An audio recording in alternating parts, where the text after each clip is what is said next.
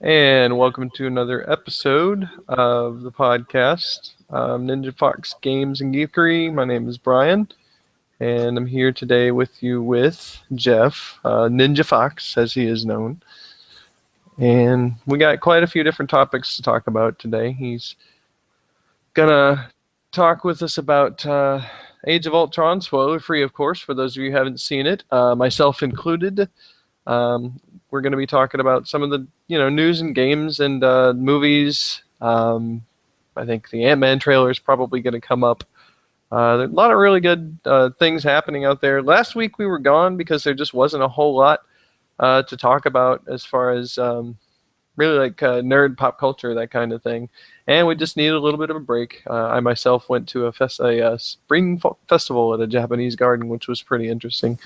Also going to cover Free Comics Day, as well as some upcoming promotions that are happening on May 4th, Star Wars Day, GameStop, and a few other places as well. So hopefully it'll be as entertaining or even more so than the last few, and it looks like that we're not going to have as many technical issues. Fingers crossed.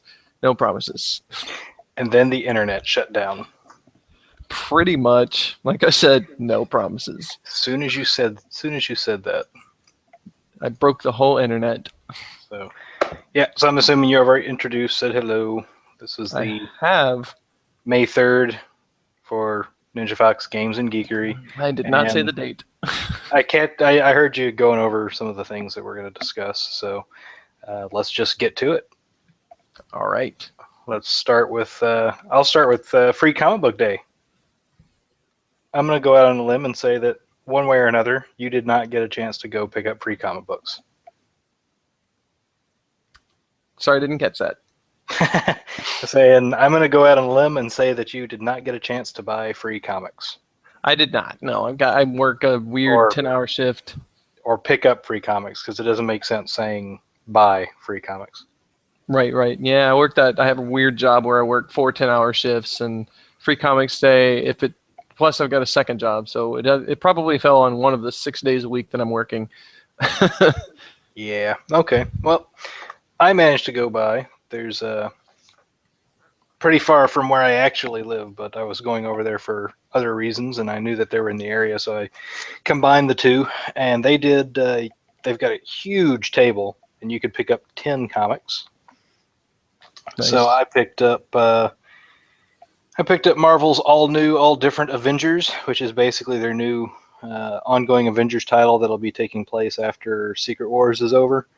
And have to say, based on reading this first one, not terribly impressed. Yeah.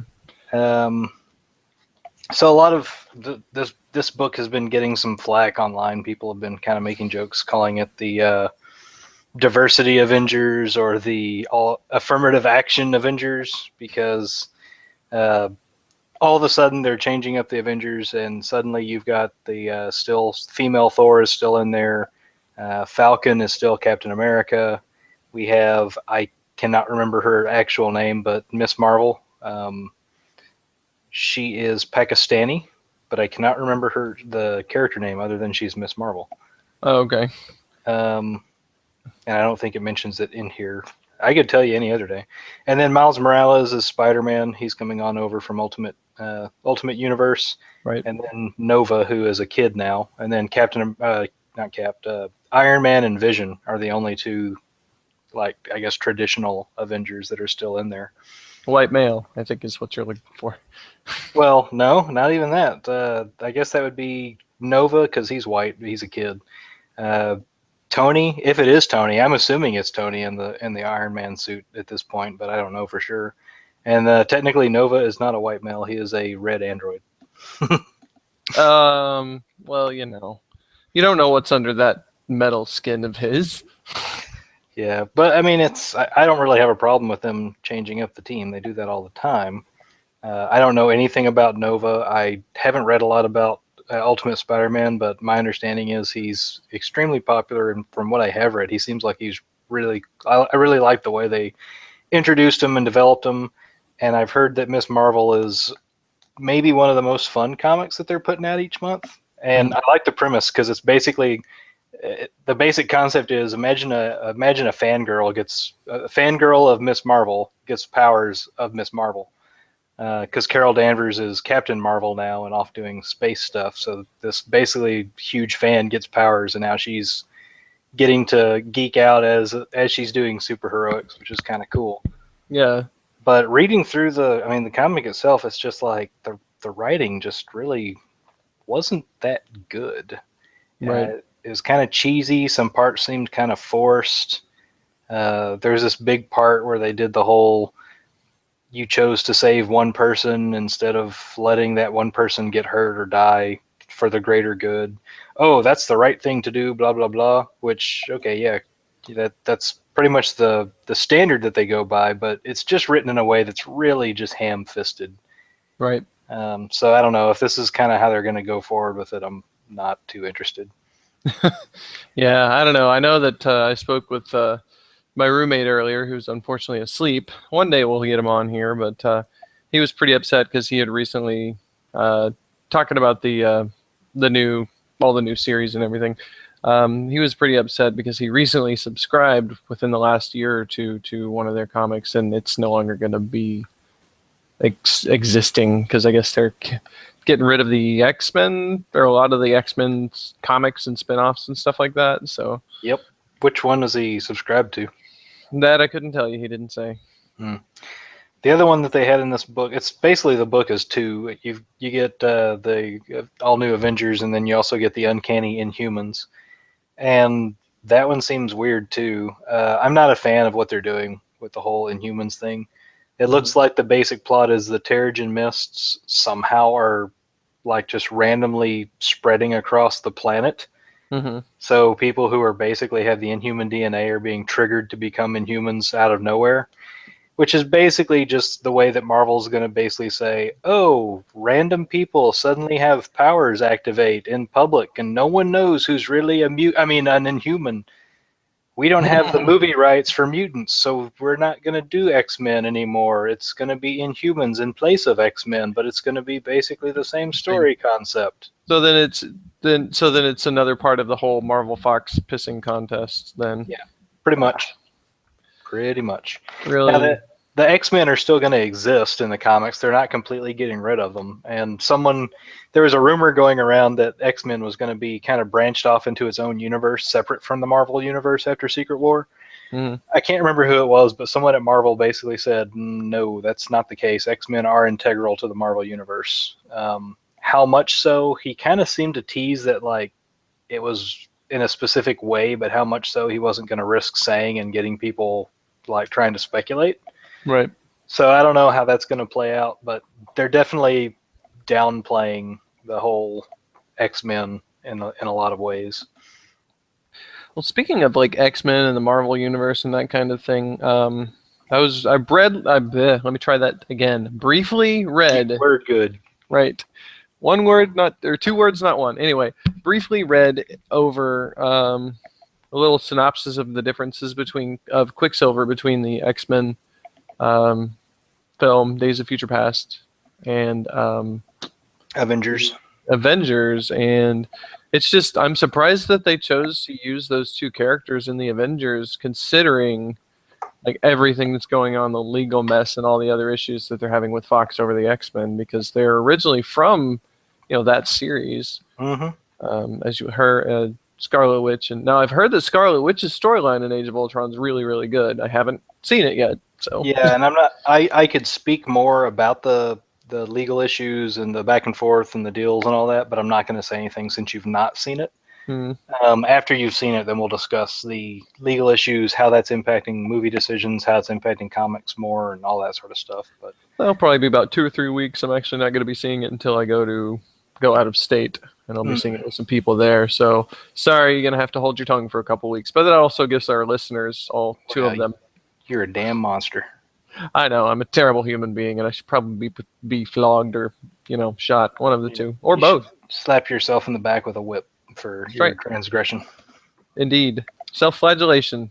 So let's see. I also picked up IDW's Teenage Mutant Ninja Turtles, which was basically for the most part a recap issue, but it was done well. I mean, it's all well, a lot of it's original artwork, but they have a lot of art from previous books, just different things, and recapping the story thus far, basically from the very beginning. There's a little bit that they show that's new artwork, and they do have a story. There's just enough in here to make me interested to see exactly what they're about to do. Right. Because basically, to me, the big thing in this little free comic is so the three of the turtles are out on just on a rooftop, and they're seeing the Purple Dragon Gang, who's a big thing throughout turtle history. But they're just openly waltzing down the street, kind of flaunting that they're doing whatever they want. And they go carjacking someone, and Leo, of all people, basically says maybe we should go down there and do something about it. And Mikey points out, isn't that a little un-ninja-like? We'll be exposed. And Leo just basically says, well, it seems the rules keep changing. Maybe it's time for us to break them, and jumps in. And Raph's like the last one down there, and Leo even kind of pokes fun at him for taking so long. He's like, I was too busy having a heart attack from shock. But I'm wondering if, because of what happened recently in this book, I'm wondering if we're going to see a little bit more of an aggressive side of Leo, which I had mentioned something. There's one thing they're doing in the comic I don't like, and that is they're pairing up Raphael with the Fox girl, which is, to me, just a rehash of what they've already done in the Archie comics. Plus, I don't really like the idea of them exploring any sort of romantic relationship with the Turtles at this point. I think that should probably wait a good long while. And of all of them, I don't want it to be Raph, because I like Raph as my Wolverine-type character, where he's just kind of the brooding loner brawler. He doesn't need to be a softie. Yeah. But anyhow, they actually touched on that in a thing I was watching earlier today. It was How It Should Have Ended, if you've ever seen that series. Love the series. Yeah. Although Superhero Cafe is better, but at the end of those. But go on. I haven't had a chance to watch those, but they're so good. That's what I've heard. Yeah, that's next on my list of 5 million things to do. But the Ninja Turtles one, like Raph starts talking, and Batman pops in and says, "You can't do that. I'm Batman. I'm Batman." Nice. It's really. Well, one of the turtles actually points out he's doing the Batman thing, and then Batman pops in. Yeah. There's a scene in that movie where he's kind of intimidating April, and Mikey goes, "Ooh, he's doing his Batman voice." Yeah. And then Batman actually shows up, because apparently he and Superman are in every universe in that series, in the How It Should Have Ended series now. Well, they're the ones. So basically, they do the Superhero Cafe at the end of a lot of them, where it's basically after they do How It Should Have Ended, it's the two of them sitting in a coffee shop just talking about stuff. Yep. And they're hilarious. They're honestly, the Superhero Cafe I might be anticipating and looking forward to that and seeing what they do even more than actually seeing Batman versus Superman, just because I think they're going to have a field day with it. Oh, I'm sure they will. Let's see. I actually got 2 copies of this because I didn't realize it was a double-sided book, so I'll probably send one over to Phil. But I got the free comic day of Sonic and Mega Man Worlds Unite from Archie Comics. Oh, yeah. I think I remember hearing something about that. Which I've not been keeping up with anything in the Sonic or Mega Man comics, but I saw those and I was like, yeah, I'll grab those. I got one called The Stuff of Legend, which I haven't looked through. I kind of flipped through it, but I haven't really read it yet. Another one that's basically just a 10-year celebration, and it's just all kinds of different comics. Even Garfield, Snoopy are in there.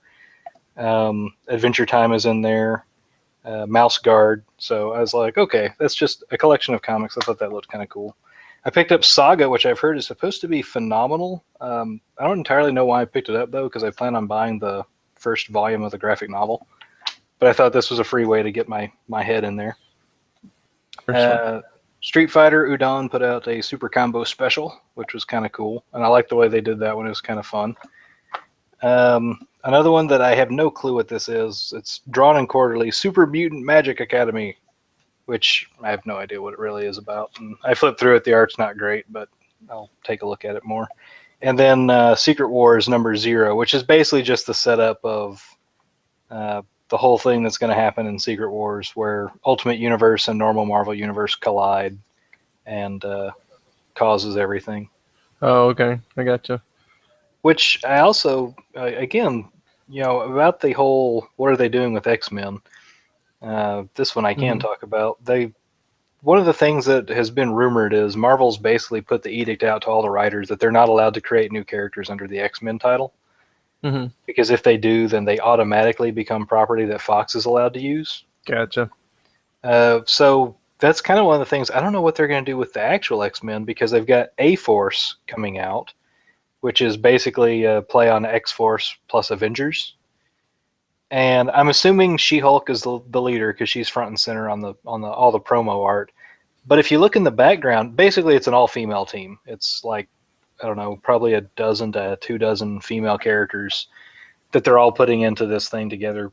But notably, Dazzler, Storm, Rogue, um, I can't think of her name, but North Star's twin sister, Hmm. and also Jean Grey in her Phoenix costume and Scarlet Witch are all on the cover, or all in Hmm. the promo art. So I'm like, okay, so that's pretty much almost every X-Men female character. And there's Jubilee in the very back. Uh, Pretty much every female X-Man is being put into A-Force. So I'm kind of that further makes me wonder. Now, obviously, it's not like if you're in one title, you can't be in another. But it does make me wonder, like, what their plan is for all the other X-Men characters, if they're going to be kind of divvied up into other things. Because even in the Inhumans comic, oddly enough, uh, Johnny Storm is in the Inhumans comic. Really Yeah, I have no idea why he's hooked up with the Inhumans, but he's apparently hanging out with them. interesting.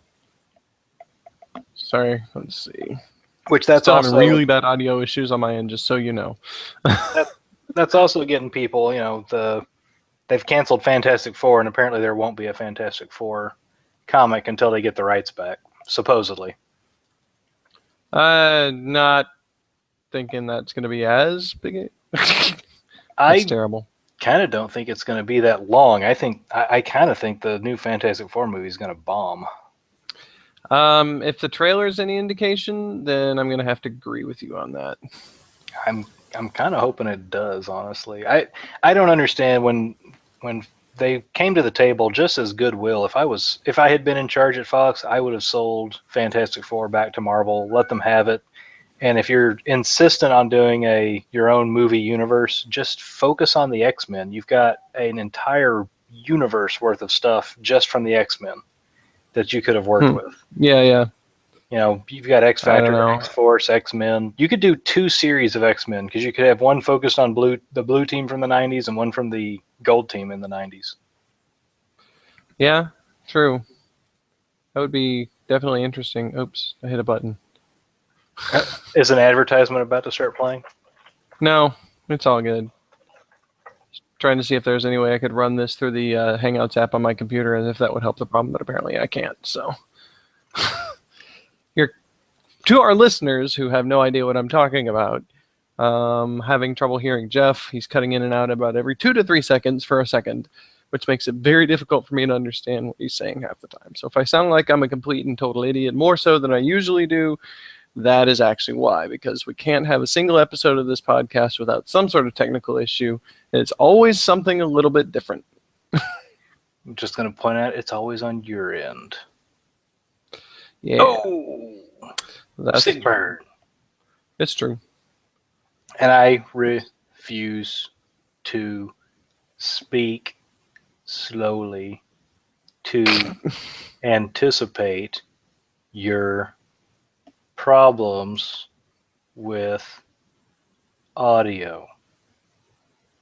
Let's see.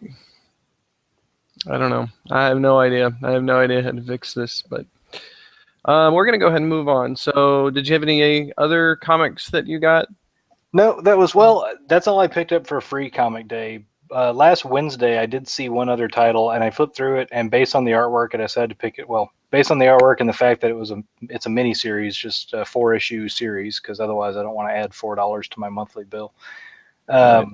There's a comic out called Squirriers, Oh, and it is what it sounds like. It's Squirrel Warriors.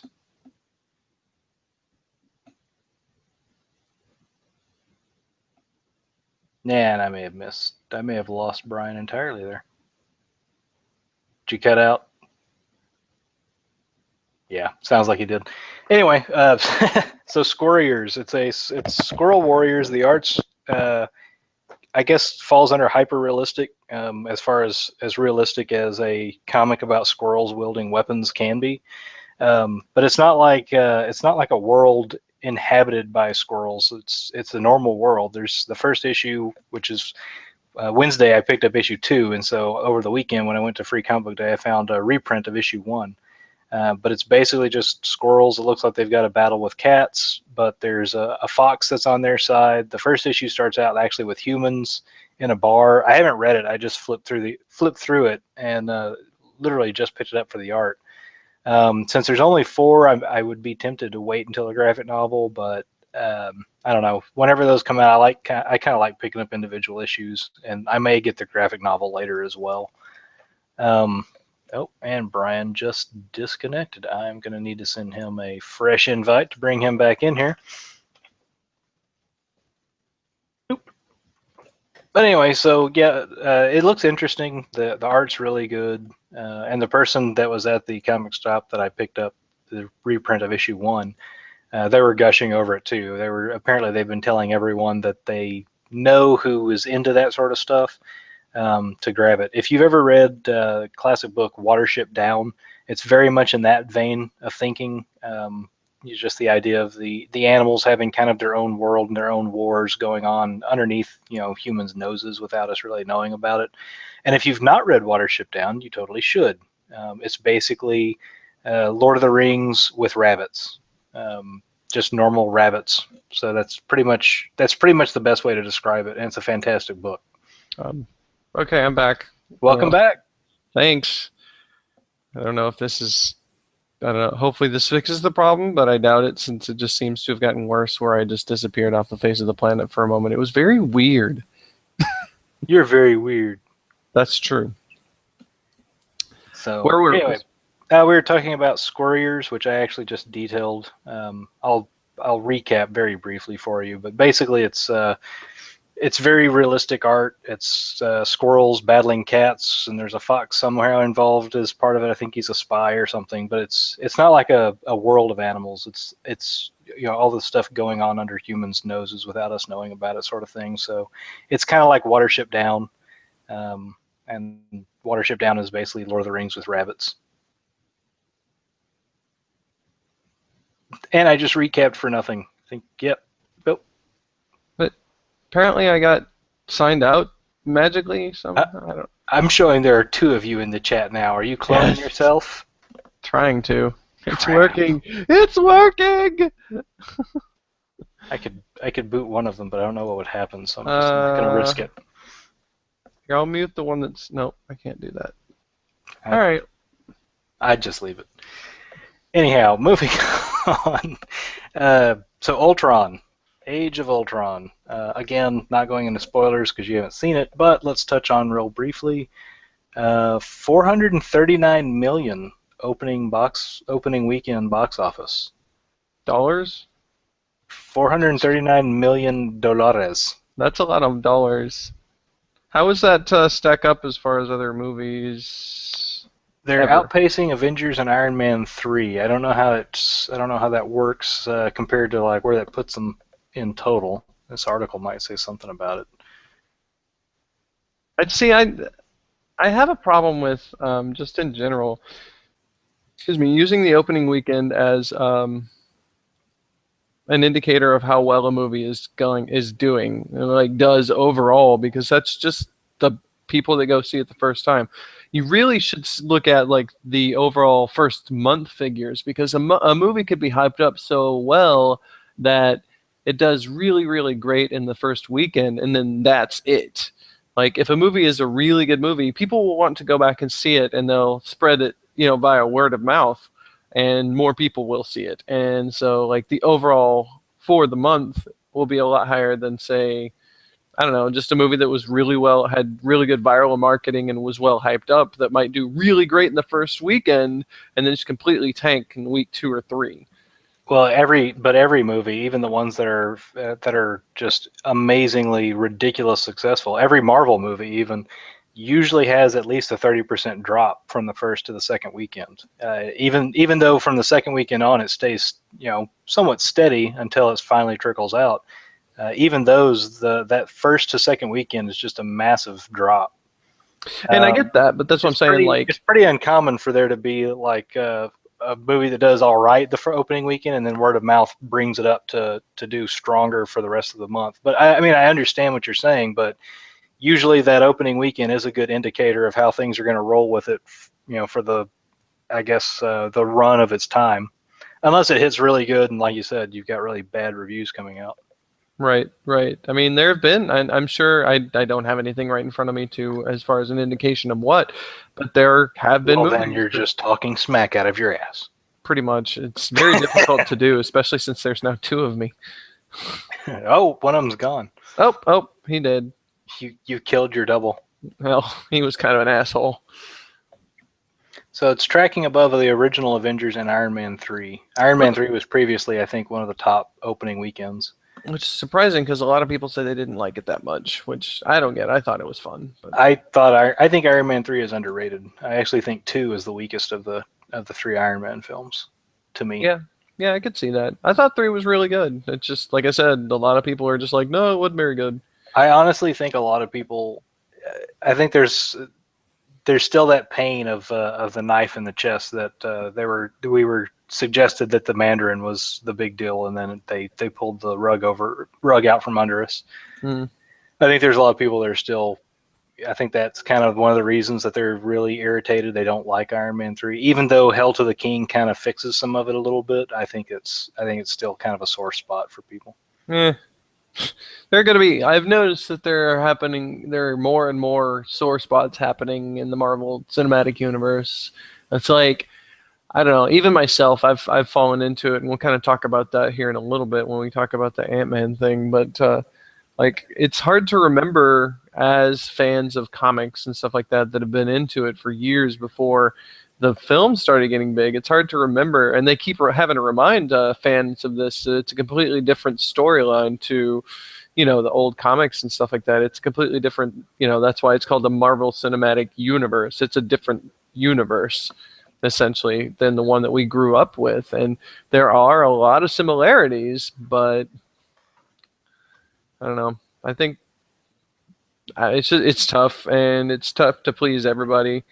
But it seems like they're pleasing enough people to make it work. So Yeah, well, I mean, like you said, you do have to remember that the Marvel Cinematic Universe, it's not Earth 616, it's Earth 19999999.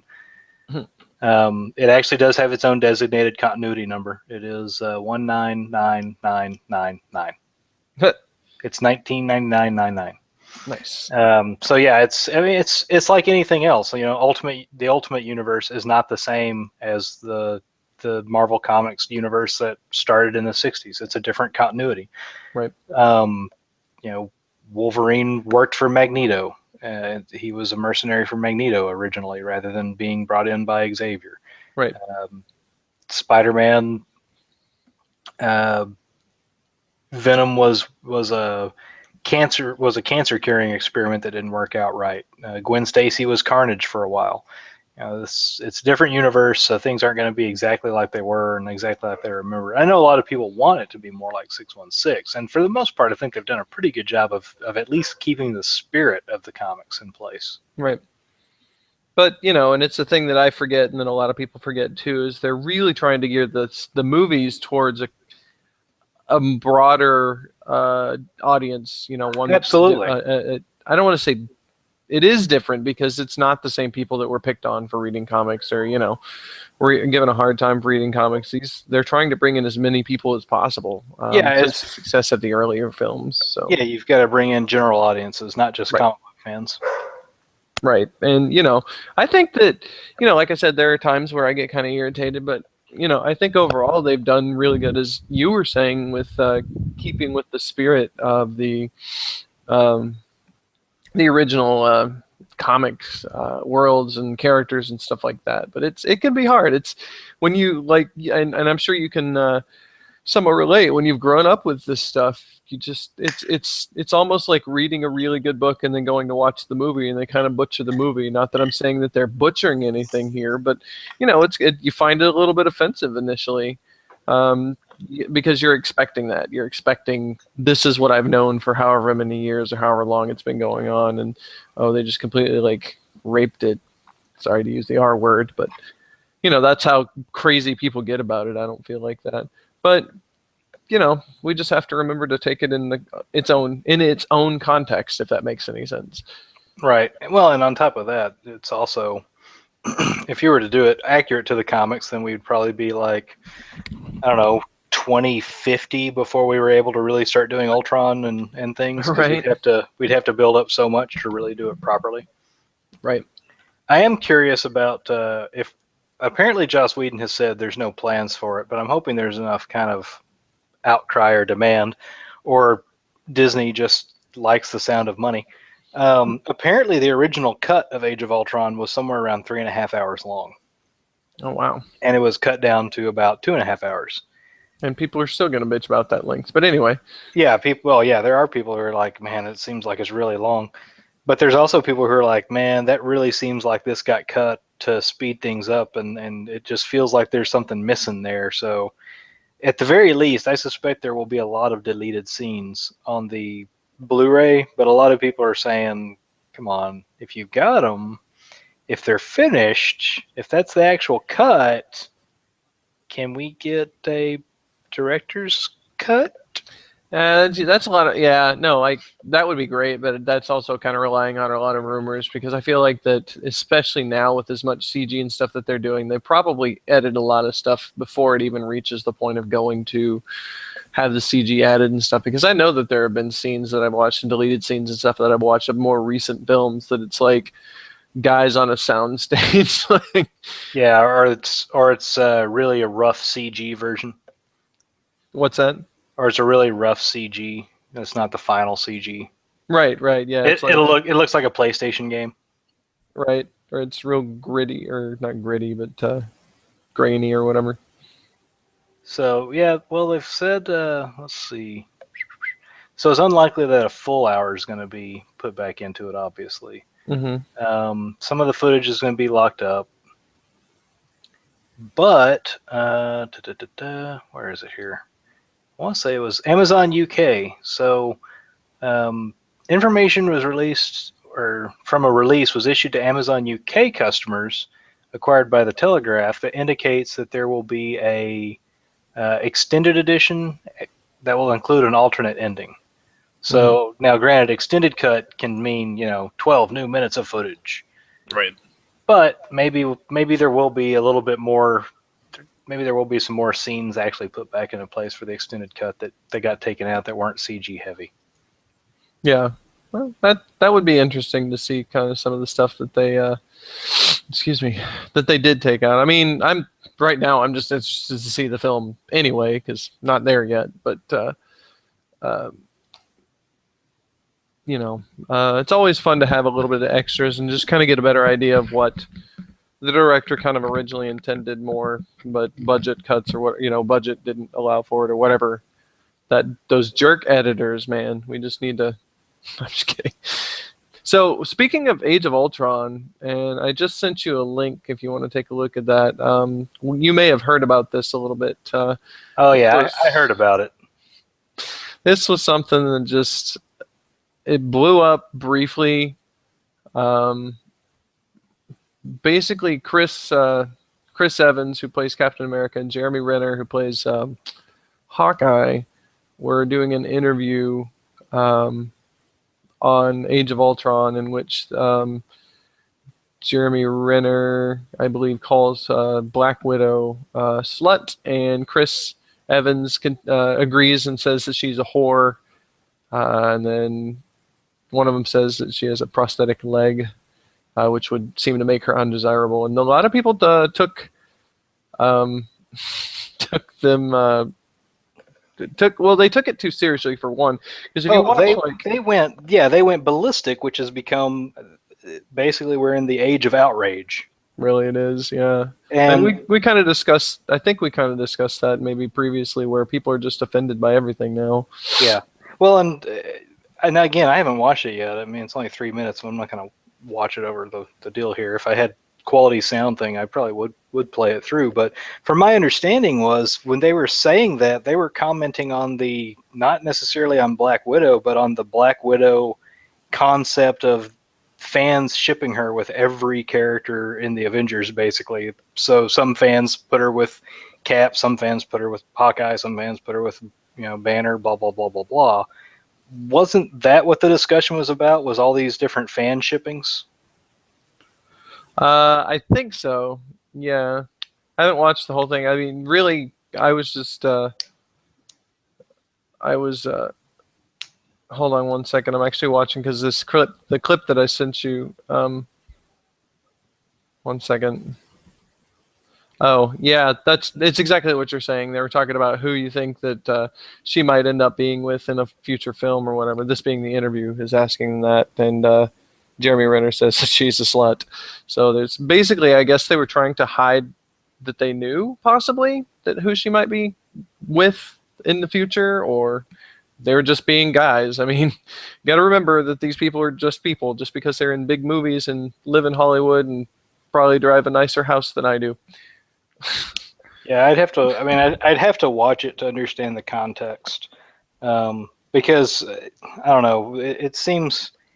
It didn't seem like something to me that like they just come out and say that about the character or about Scarlett Johansson or anything. So I'd have to watch and hear kind of the context. My understanding was it was kind of involved about the fact that basically fans pair her up with everyone.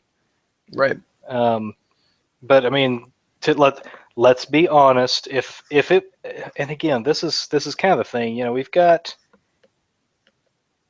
There was a show that was on for a while called Leverage, and one of the characters on there had this almost catchphrase, but it wasn't played out like a catchphrase. But he liked to always refer to this as the age of the geek, and it really is the age of the geek, and yet nothing's caught up with it. We don't have reporters, we don't have interviewers, we don't have anyone who's really tapped into pop culture. And so, really, if this was a good interviewer and they brought up, they were talking about this idea of, she's being shipped with all these different characters, and they called, they said, she's a slut, she's a whore. If you had your finger on the pulse and you were tapped in, a good interviewer could have then said, well, then how do you guys feel about the fan shipping of Hawkeye with Captain America? Right. Because I assure you, sir, it is out there. Yep. They should have. Yeah, she would have been able to roll with it a little bit better, but. And plus, on top of that, it'd be kind of funny to see the two guys kind of get uncomfortable, suggesting that the two of them are, what are you guys hiding? I think that there's that could have really gone one of two ways, and I find they could either get really uncomfortable and kind of quiet, or they could just play along with it. Either way, I think would be quite entertaining.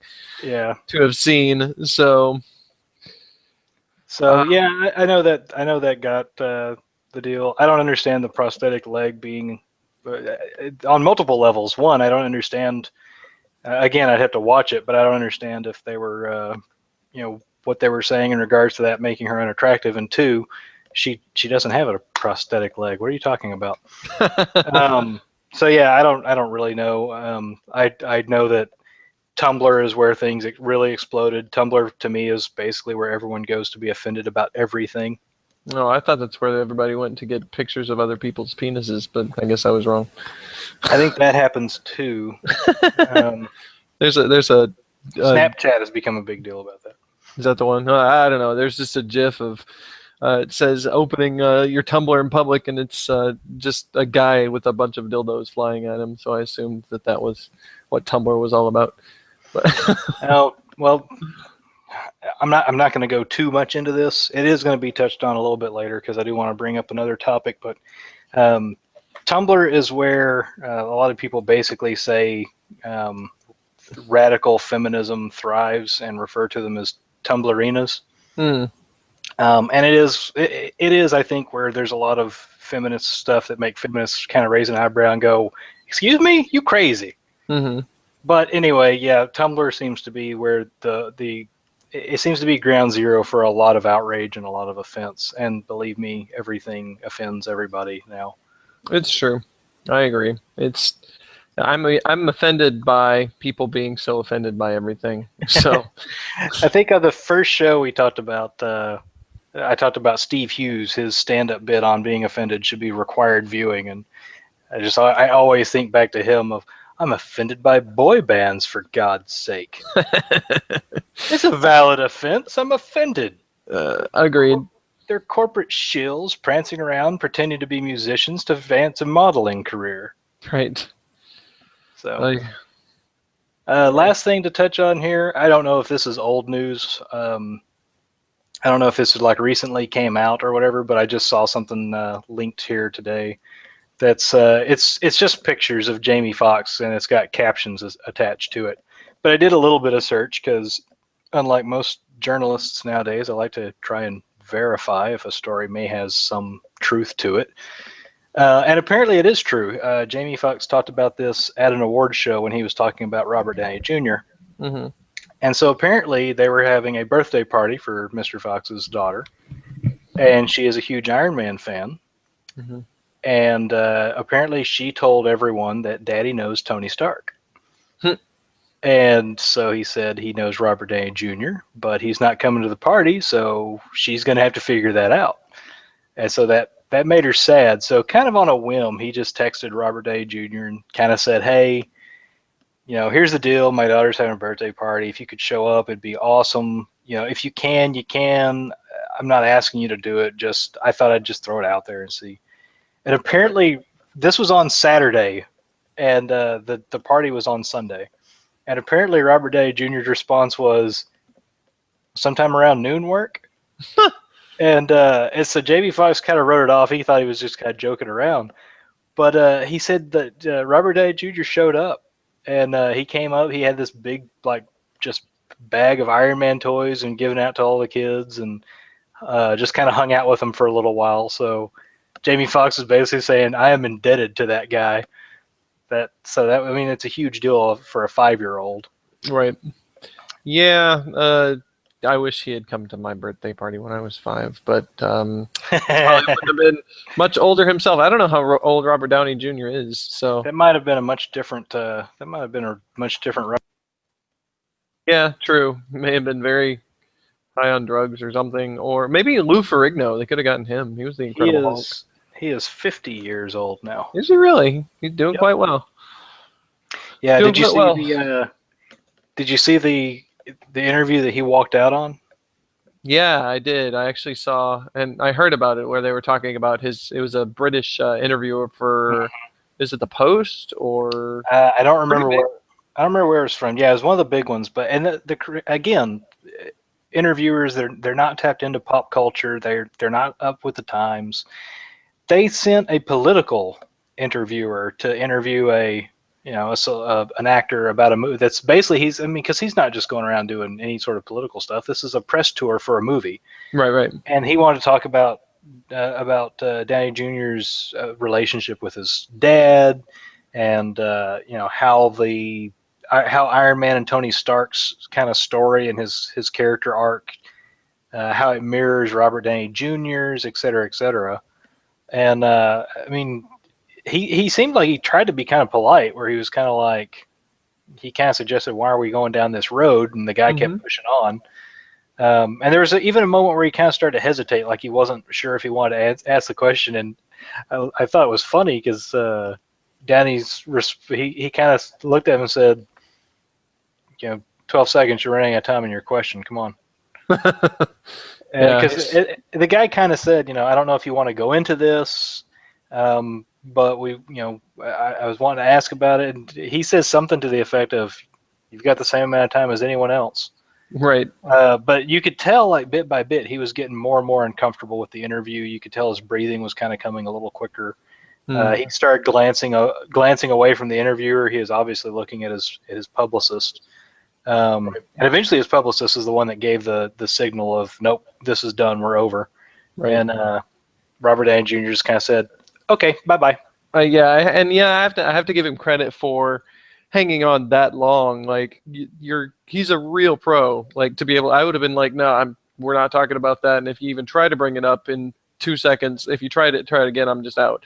But he did wait, until he got that signal. So another example of when he was a pro is his emotional interview on the Tonight Show. So if you get a chance to watch that, that's pretty good.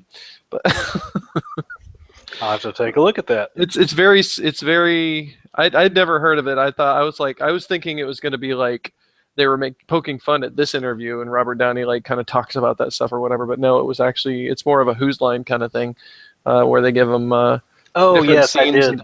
Okay, I did watch that. Like, was that the one that had the Robert Downey Jr. doesn't know what a car is? Yes. Yeah. So good. Yeah, that was pretty funny. So you got your Lamborghini. I'm sorry, what? Yeah. What is that? Anyway. A car. A card? No, I didn't come in a card.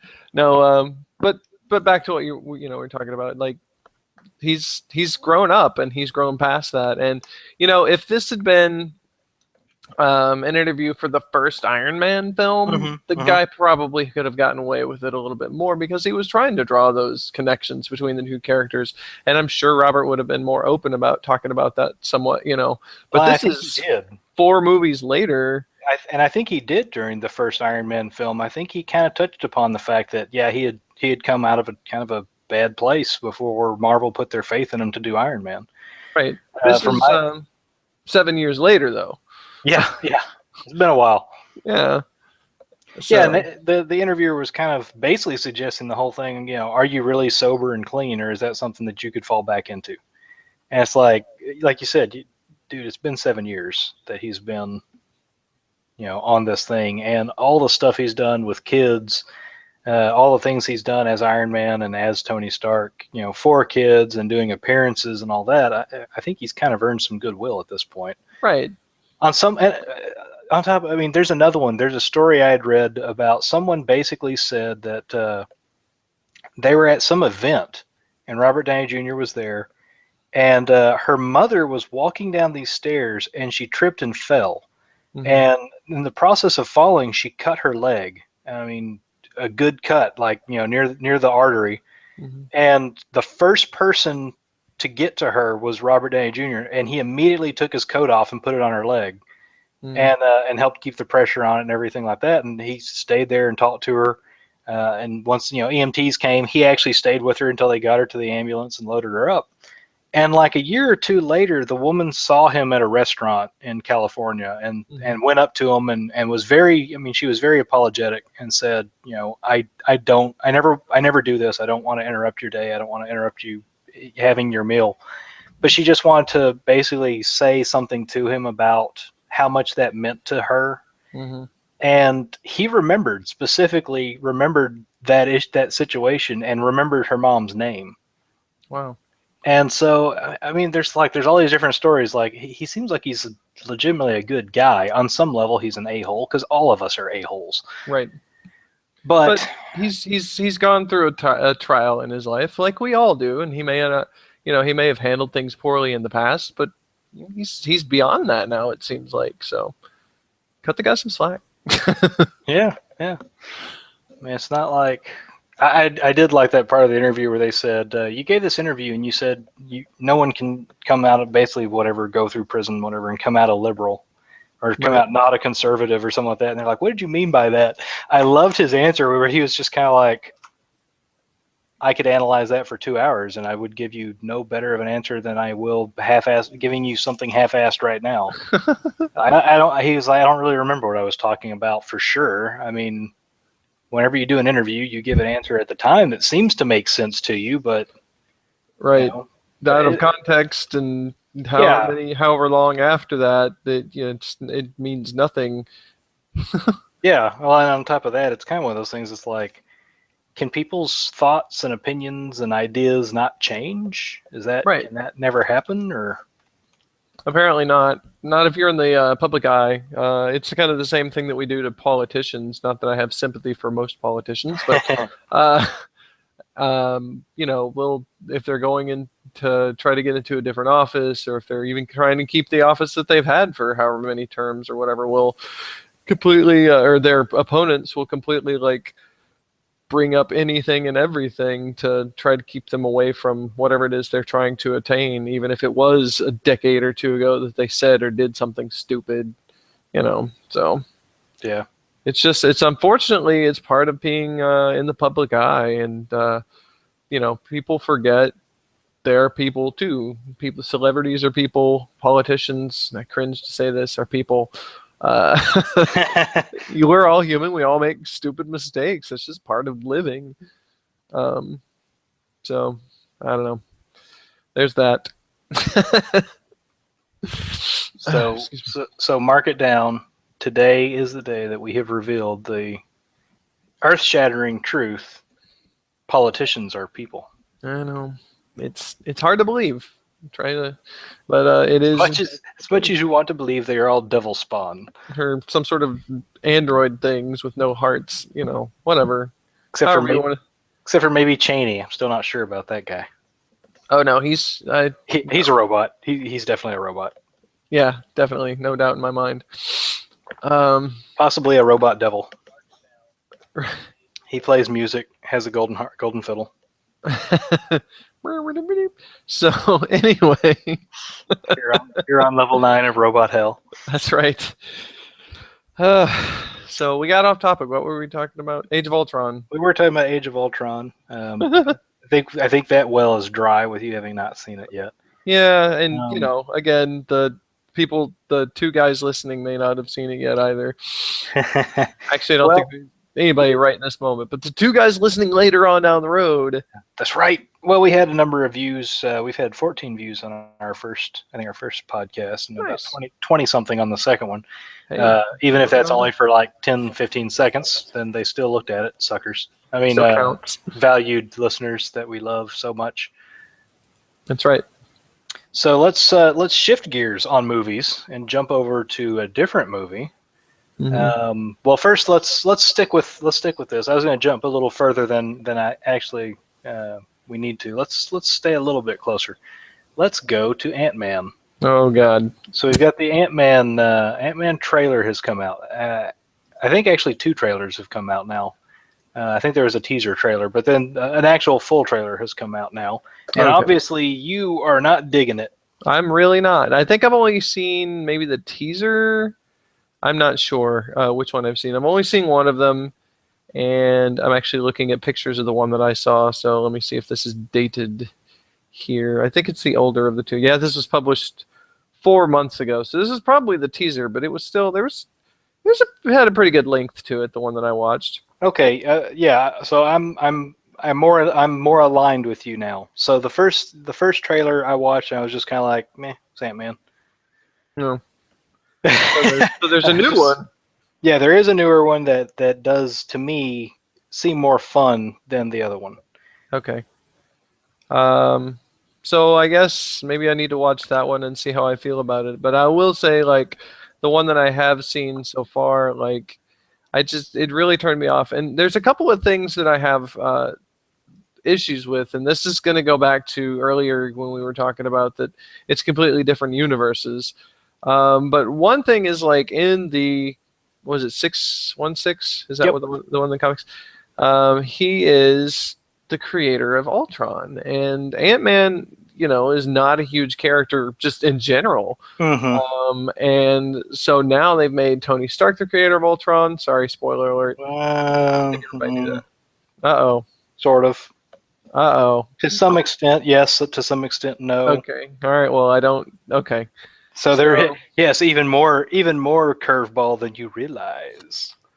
Well, I had thought that was, but it was originally Pym who was Ant-Man, and now this trailer shows. See, that's another thing I gotta ask about here in a second, but it shows Pym is making a Scott somebody into Ant-Man. He is not himself Ant-Man. Yes. The character, the Scott character, is being played by Paul Rudd, which I thought was weird.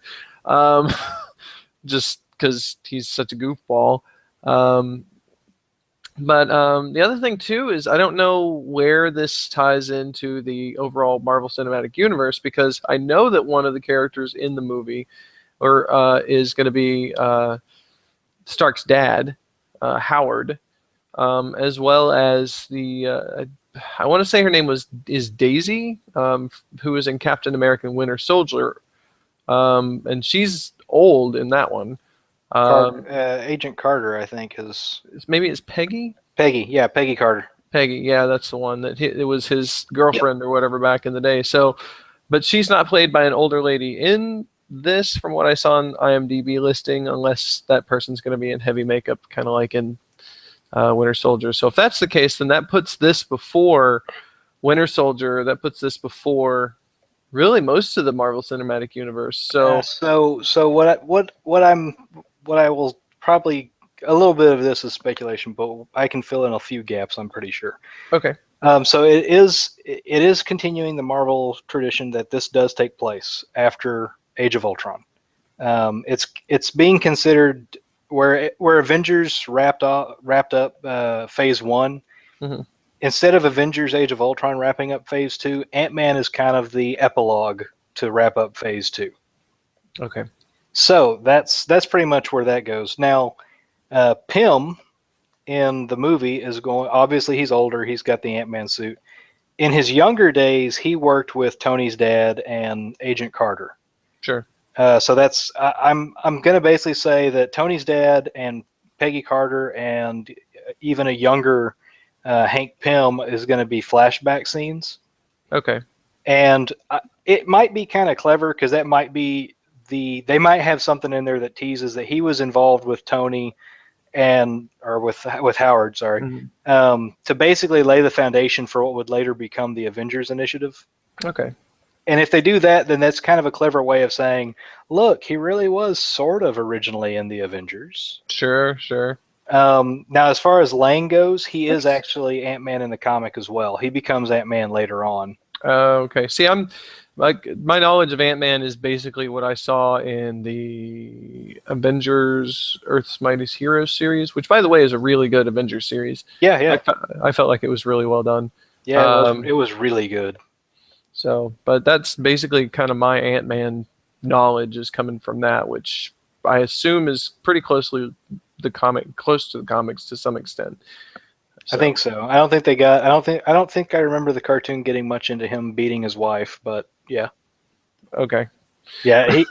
He had. I don't remember if there was alcohol involved in his story because alcohol was kind of Tony Stark's thing. Yeah. But yeah, he had some domestic violence issues at one point, and he and Wasp, their shaky marriage and rocky thing and splitting up and all that was a deal for a while. So, Oh, because you got to remember that was one of the hallmarks of Marvel back in the day was that every character had real world human problems mm-hmm. and was kind of a reflection of how people deal with these problems. Yeah. He Yeah, and that's how they kind of became a springboard for like not really I guess political ideals, stuff like that. Well, yeah, just Social social, commentary. yeah, social issues of the day, sort of Right, thing. right. Mutants were a reference to the Civil Rights Acts and all that. Right, right. So, but yeah, so this will take place after Age of Ultron, but I will bet anything there are flashbacks that take place back to probably just after Captain America, the first Avenger. Uh-huh. And again, keep in mind that Agents of Shield had their mid-season break, and they did the Agent Carter miniseries, which Mm. took place after the first Avenger as well. Oh, okay. So See, I haven't seen that. I'm way behind on the television stuff. yeah, I actually have not seen it either. I've not seen any of season 2 of Shield. I've not seen Agent Carter.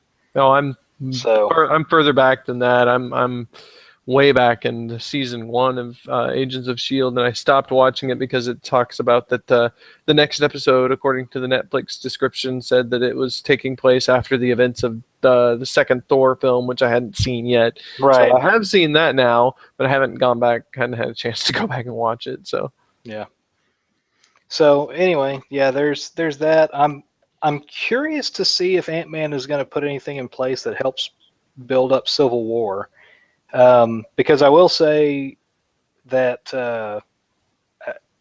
I know that there was a clip revealed. I don't remember if it was actually in the trailer or not, but there is a clip that starts to show like some ideology differences between Tony and Cap in Age of Ultron. Mm-hmm. And so that's like, at best, there's seeds for civil war. But after that, I don't really see. I don't know what's really going to be the catalyst for civil war. The comic was all about the Registration Act, requiring Right. superheroes to register their secret identities and work for the government. I don't think that's going to be. I don't think that's going to be the catalyst for civil war in the cinematic universe because I don't think there's enough to do that.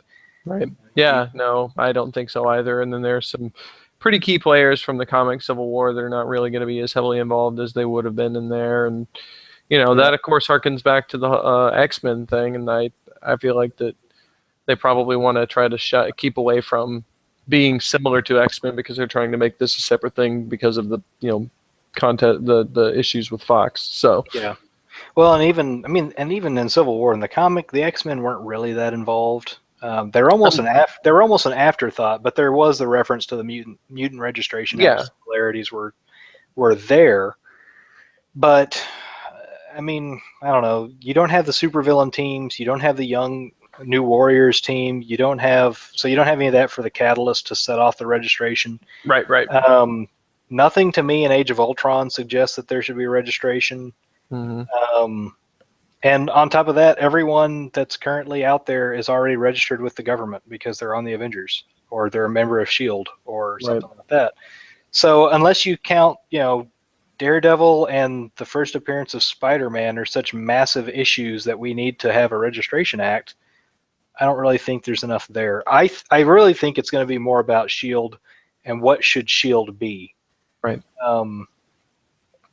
Because there's a split in S.H.I.E.L.D. between two different ideologies of what S.H.I.E.L.D. should be, even on the show from season 2, from what I've been told.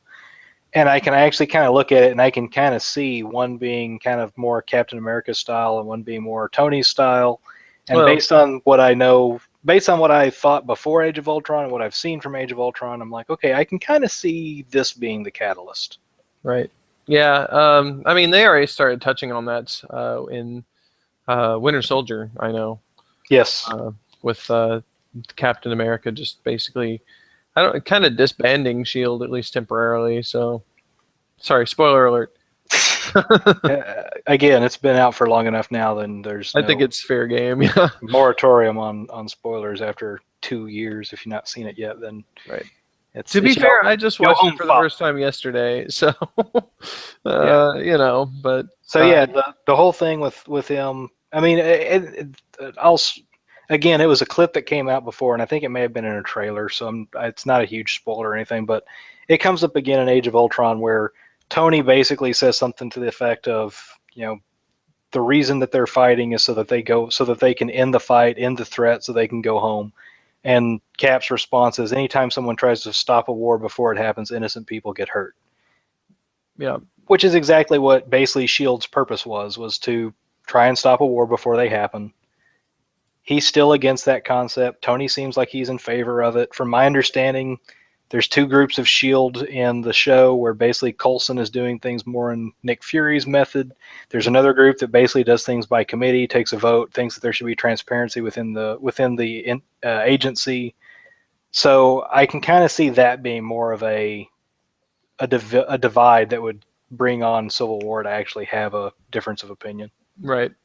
Yeah, I completely agree with you on that. It makes sense based on what I've seen so far, in Winter Soldier alone, and you said they kind of touch on that a little bit more in Age of Ultron, which I'll find out. So,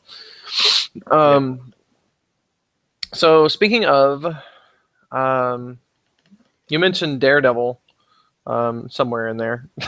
Yes. Sorry. And something that I recently found out about is the Defenders series that's going to happen on Netflix, which is going to include Daredevil, yes, Luke Cage, yep, Iron Fist, and Jessica Jones, which those are going to be their own television series first, or Netflix series, whatever you want to call it. And then they're going to be a all-together team series, which I thought was really kind of interesting. Yeah, they'll each have their own 13-episode series. apparently that's going to be, I guess that's shifting just a little bit, but it'll be Jessica Jones later this year, Luke Cage next year, Iron Fist next year, and Daredevil has season 2 coming out next year as well. And then they'll all team together into the Defenders, which will be a 6-episode miniseries. It looks like, well, what I'm looking at says 8, but still not a huge. Yeah, okay. But I thought that was kind of cool. Like, yeah, it's the Avengers on Netflix, basically. Right. So that's kind of an interesting concept. And what I've seen of Daredevil, I'm still only about 3 episodes in. Again, I work all the time. What I've seen of Daredevil, I've enjoyed. It's a little bit dark, but that's not necessarily a bad thing. I think we discussed this last time, maybe? Yeah, I think so, 2 weeks ago. And with that darker setting in mind, there is rumor now that Marvel is talking about after the Defenders is done, that they may actually be looking at for their Phase 2 Netflix plans. Mm-hmm. They may be doing the Punisher. That would be interesting to see. They haven't done that in a very long time. Yeah, I don't remember when the film was. I don't even remember. They did 2 actually. Most people aren't even aware of the second one. But I don't remember who did that one. But the rights have since reverted to Marvel, so they got Punisher back. Gotcha. I would be actually happy if Thomas Jane would be brought back to do Punisher again. I thought he was a good Punisher. Not saying the script and the movie itself was 100% top notch, but a lot of things a lot of people look back at things 2020, hindsight, and if you look at it for the time it was made, the first Punisher wasn't that bad. Right. And now that they have a lot more budget and writers and stuff to do, and big directors and stuff, they could probably make it even better. Looks like 2004 was when the first one came out, and then 2008 for the second one, just for data's sake. It'll probably be close to a decade by the time it actually hits Netflix. Then I would say. Yeah, more likely than not. Definitely enough time. But again, by then Thomas Jane would be even better because Punisher. I mean, Frank isn't supposed to be a young guy. He's definitely older. Right. So, I'd like to see that. That'd be interesting to see. I don't know. Time will tell. A lot of stuff going on in the Marvel Cinematic Universe. Got to wonder where DC is. I mean, I know that they've got the Batman Superman thing coming up, which I'm still skeptical about, but we'll just kind of see how that plays out. We talked about that a while back. That I think it makes me uneasy how many characters they're jamming into that thing. Right. Even though Affleck looks absolutely perfect as Batman, for just the look, he is the best Batman we've ever had on screen. Just for physical design of his costume and the way he looks, he's definitely looks awesome. Yep. But again, I feel like they're jamming in so many characters in that, and then right afterwards, in the same year, they're going to do Suicide Squad. Right. Which they have now released the first picture of Suicide Squad, and we're looking at 1, 2, 3, 4, 5, 6, 7, 8, 9 characters in Suicide Squad. I can tell you 3 of them. Yeah, I don't know. I don't understand what the DC's basic idea is behind their movies other than let's try to catch some of this Marvel money. Like it almost seems like they don't have a very good plan in place. Like I don't think they've got it. They don't have a Joss Whedon or a Kevin Feige helping to steer the grand vision. Right. I think each director or each movie they've got a little bit more of their own room to play with whatever they kind of want to do with it. Mm-hmm. Which is good and bad. Some people have complained about Marvel's kind of strict, tight control of it, but whenever you're trying to build something where, we want you to kind of do your own thing, but it still has to build into this whole world, so there has to be some similarities to it. Right. Some of that may start to get a little bit more flexible. Obviously, Daredevil almost doesn't feel like it's the same world as the movies because it is so dark and gritty. Mm-hmm. But at the same time, that's what happens when you look under a rock. You find the oozy, nasty part of the world. Right. Everything's all beautiful sunshine and rainbows and flowers on top, but you pull that rock up, it's still bugs and mud and crap. Sure. Yeah. I mean, even Elsa probably had to step on a few bugs. But anyway. So yeah, I don't know. And again, a big thing that Marvel's done well is, okay, you don't know who these characters are. We're going to introduce you to them bit by bit and build them Right. up into a big thing. For sure. The only time that they've done that they didn't do that was with Guardians of the Galaxy. And that was, we're going to introduce you to a number of new characters all at once and put them together into a team. It kind of worked. It kind of worked because they had built up that goodwill. People basically trust the Marvel name by this point. Mm-hmm. Well, not only that, but I feel like that the Guardians of the Galaxy was meant to be an ensemble. There are just some things that really you can't tear them up, you can't break them down, and I feel like that's probably one of those that, I mean, as the thing about it is there's still a lot of mystery about most of those characters, even after having watched the whole film, but they made it work. Mm-hmm. Like, they made you care about those characters, but they still left enough mystery so that not only are they able to make a sequel, since it did so well, but right. you don't feel like an idiot or an outsider when you go in and watch that film, like you might if you go in to watch the Avengers without having seen any of the prequel films. I mean, you probably could go in and see the Avengers without seeing any of the single character films, but I feel like that it would seem, I don't want to say hollow, but it wouldn't feel like that the characters were as well fleshed out as you might have liked. If you had not gone in with some knowledge, some prior knowledge of those characters. Right. But Guardians of the Galaxy, I felt like that they fleshed them out well enough, Mm-hmm. to me. But at the same time, think back. I mean, if Guardians of the Galaxy had been released before Iron Man, Mm-hmm. and just here's a standalone film, Right. I don't think it would have had the same draw. Even the exact same movie, I don't think it would have gotten as much attention and as much box office, just because that trust in the Marvel name and the Marvel brand hadn't been built up yet. I can agree with you on that. And I kind of think that's where the problem lies for DC, especially doing Suicide Squad, where you're basically saying, here's a movie that we're doing about 9 characters that we're going to jam into one movie, only one of which you might know. If you're not a comic book person, if you've never read comics, if you've not watched cartoons, if you're not into to DC comics at all, you might vaguely be aware of who Harley Quinn is. Mm-hmm. Well, and the Joker. Right, but here's the thing: Joker's not even on Suicide Squad. He's in the movie, but he's not actually on the squad. The picture they released of the team, he's not in it. Oh, I haven't seen this picture. I'll have to look it up sometime. But, and I can tell you, like I said, I can tell you who a couple characters are. But for the most part, I'm just like, I don't know about this. Right. Here you go. Here, let me bounce it to you. Take a look at the picture there. Sure. See the team here. I'll take a drink of water because I've been rambling enough. I don't know. Oh, here we go. I got a picture here. I know him. No clue. Will Smith. Harley Quinn. No clue. Yeah, I know like 3. I know 2 characters and 1 actor because everybody knows Will Smith.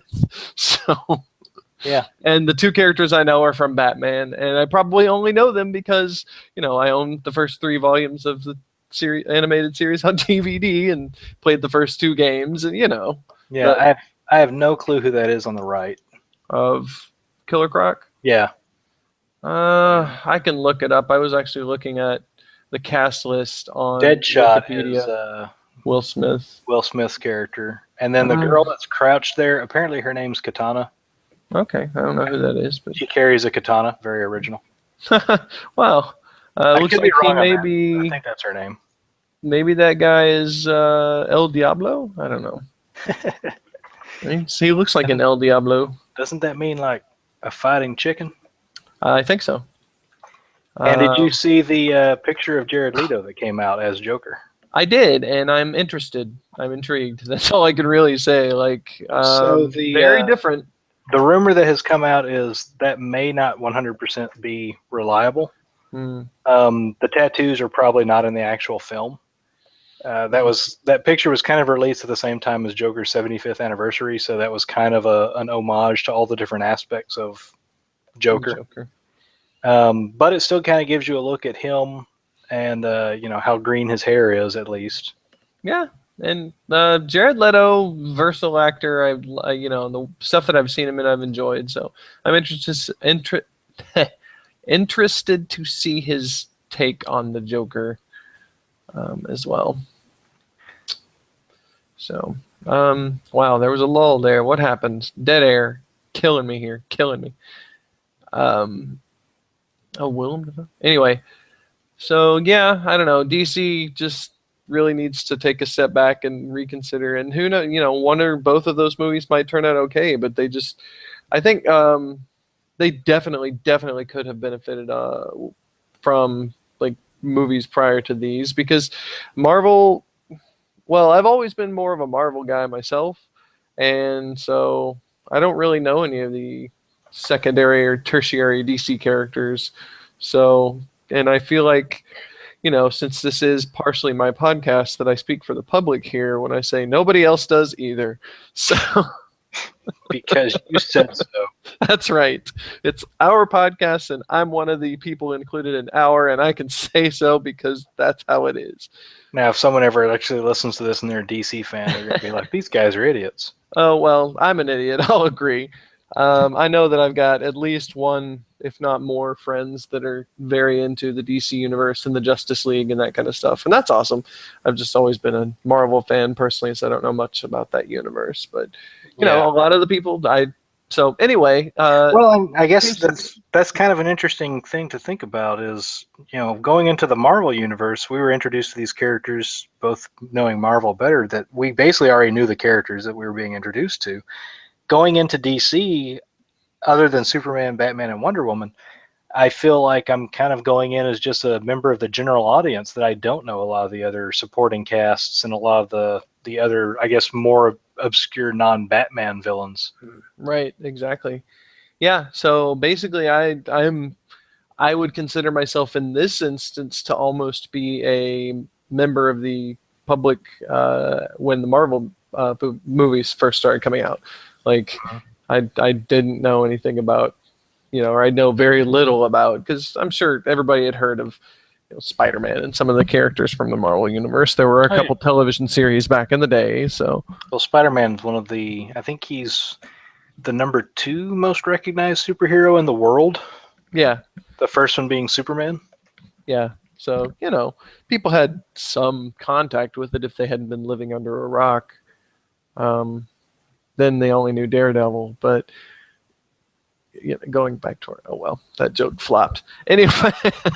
It's all right. I tried. It happens. So, anyway, I don't know. I'm interested to see.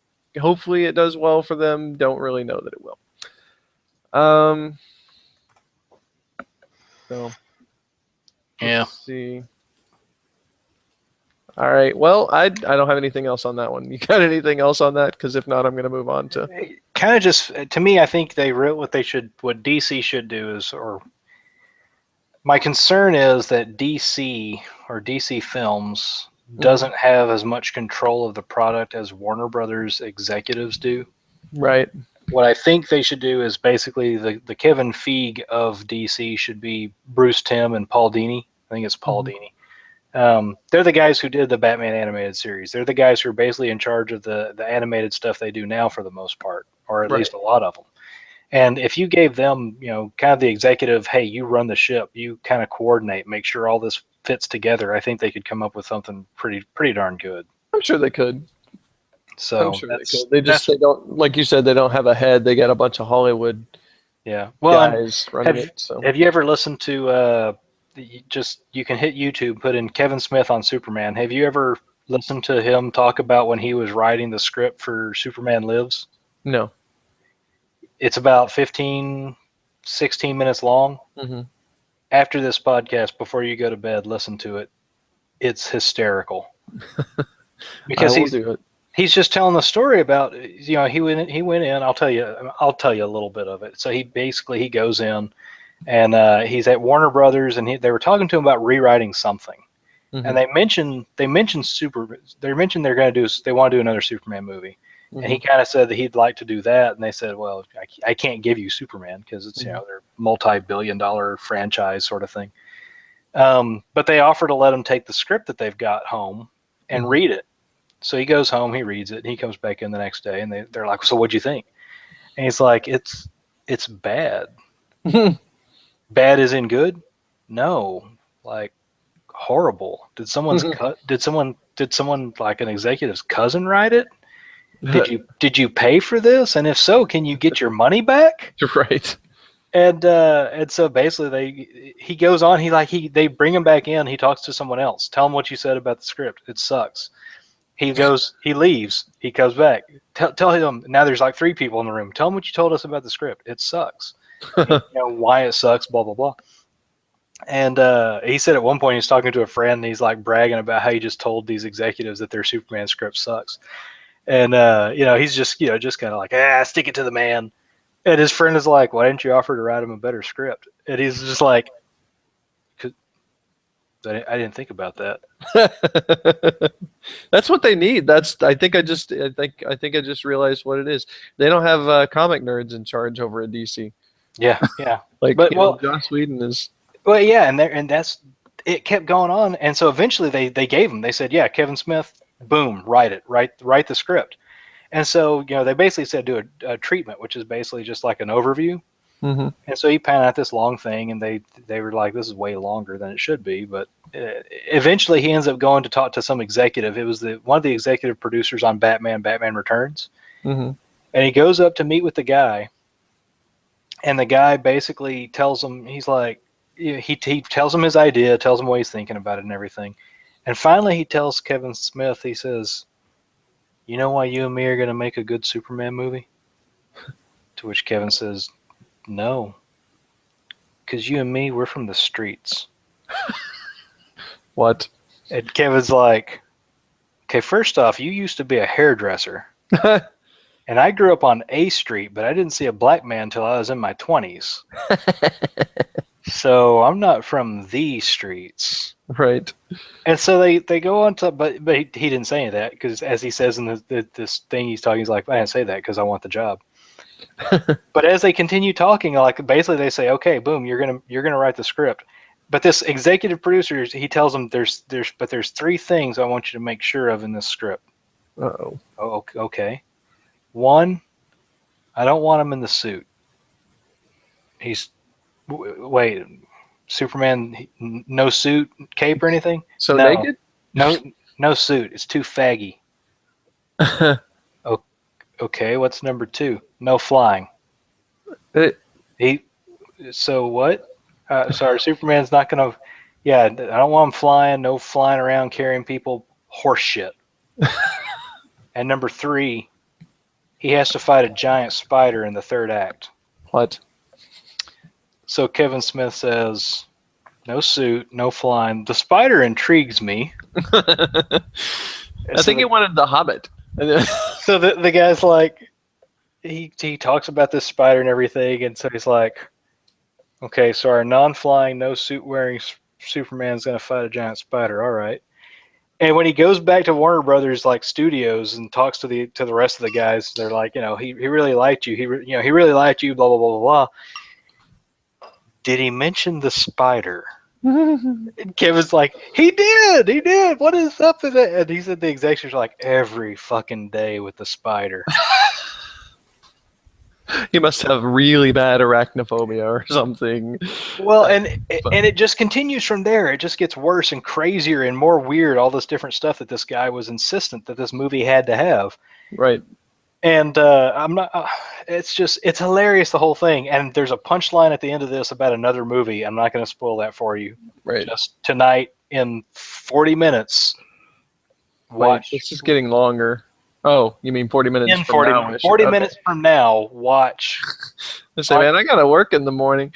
on YouTube, watch. It's just called Kevin Smith on Superman. And in fact, I got to double check that because interestingly enough, Superman has a movie that just came out the same month as the Avengers, technically. Oh, wait. There's a documentary on Superman Lives. Oh. And I have no idea where to watch it, but Kevin Smith's in it. and it's just, and apparently they talked to Tim Burton. I don't know if they actually get a chance to talk to Nicolas Cage, but I need to figure out where to catch that and find out where I can watch it, because I was actually very interested to watch that. Another thing that's apparently supposed to be interesting, I've got on a list of mine, is Superman versus Hollywood. Mm-hmm. And it's a book. It's just about the old Superman movies and all the stuff that happened building up to actually finally getting those movies made. Well, yeah, and and to some extent, I guess Spider-Man and the Spider-Man movies kind of went through a similar development hell as Superman, but not that bad. I don't think. I don't know. I've heard some bad things about some of the earlier Spider-Man scripts and stuff before the final, original Spider-Man movie. So that's too funny. But yeah, they really do. They need more comic book geeks involved and less executives, and we don't want any more Superman reboots, because they're on their third or second reboot now, I guess, because they've tried with the Superman Returns. Technically, that wasn't a reboot. Actually, that was considered to be a continuation. All right. And here's an interesting tidbit, because it kind of ignores one of the other films. But okay, go on. I think it ignores Superman 4, but doesn't everyone agree that never happened? Sure, why not? But at the end of one of the old ones, apparently, like Superman, I guess he leaves Earth. Yeah. And he says that he'll be back in 20 years, basically. Superman Returns came out 20 years after that Superman movie. So they actually landed it on that time. So that was kind of interesting. That's funny. But it's kind of a reboot if they ignored one of the other films in the series, because I don't know. Call it a soft reboot.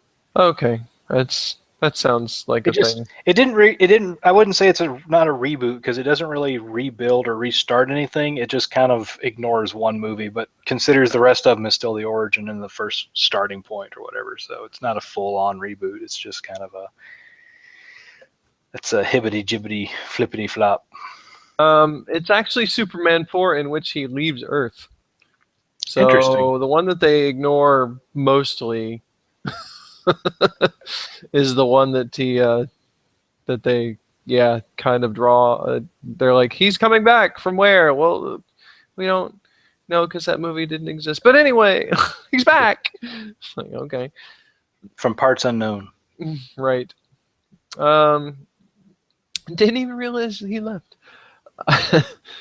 But yeah, they need more comic book nerds and less executives involved. I mean, I'm sure that there are a lot of executives involved with the Marvel Cinematic Universe. Oh, yeah. But to some extent, I feel like that the guys that they have on the other side of that table are more willing to stand their ground on some things. Well, no, here's the thing, I think, is, from what I've read and what I understand,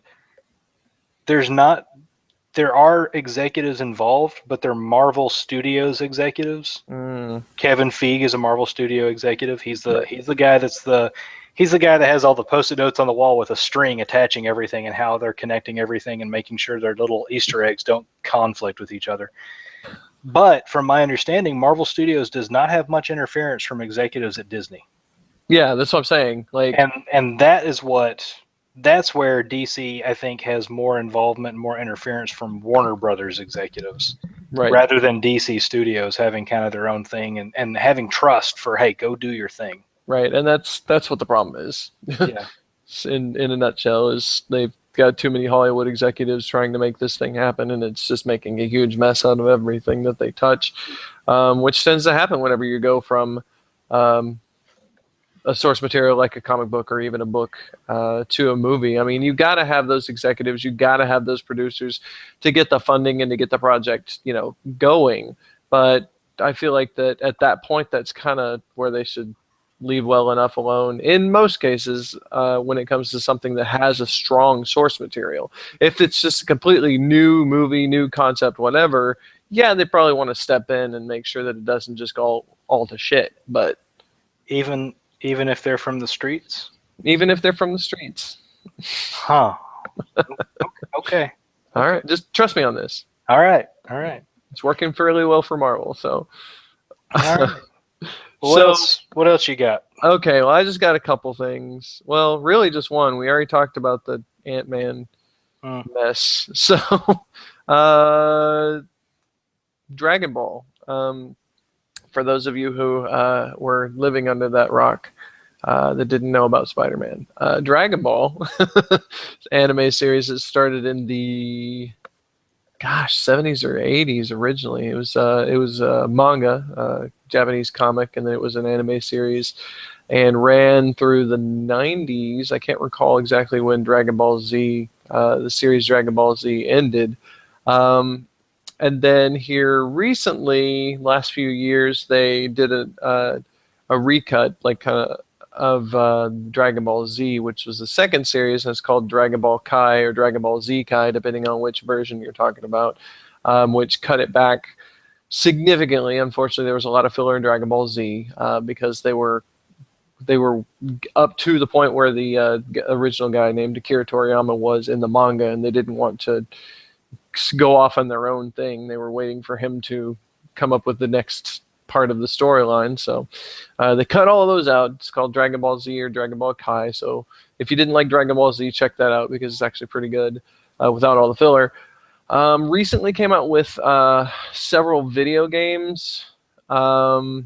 Not several. They've had a few video games here recently that have been pretty popular, and some new movies, Battle of the Gods and Dragon Ball Z Resurrection F, which have been really, really popular, both in the United States and in Japan, where the series has been really popular over there for quite some time. We didn't get it here.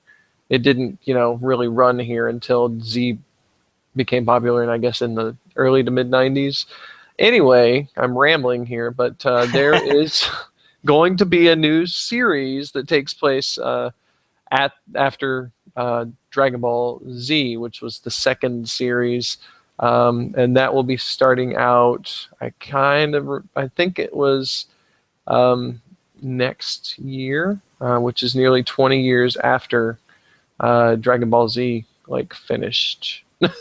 So the reason that I brought up Akira Toriyama's name is that there was a television series, Dragon Ball GT, which was a sequel to Z, that Toriyama, the creator of that whole series, wasn't involved in. That was just executives and producers, which kind of ties back into our earlier conversation. That was executives and producers trying to milk it for money.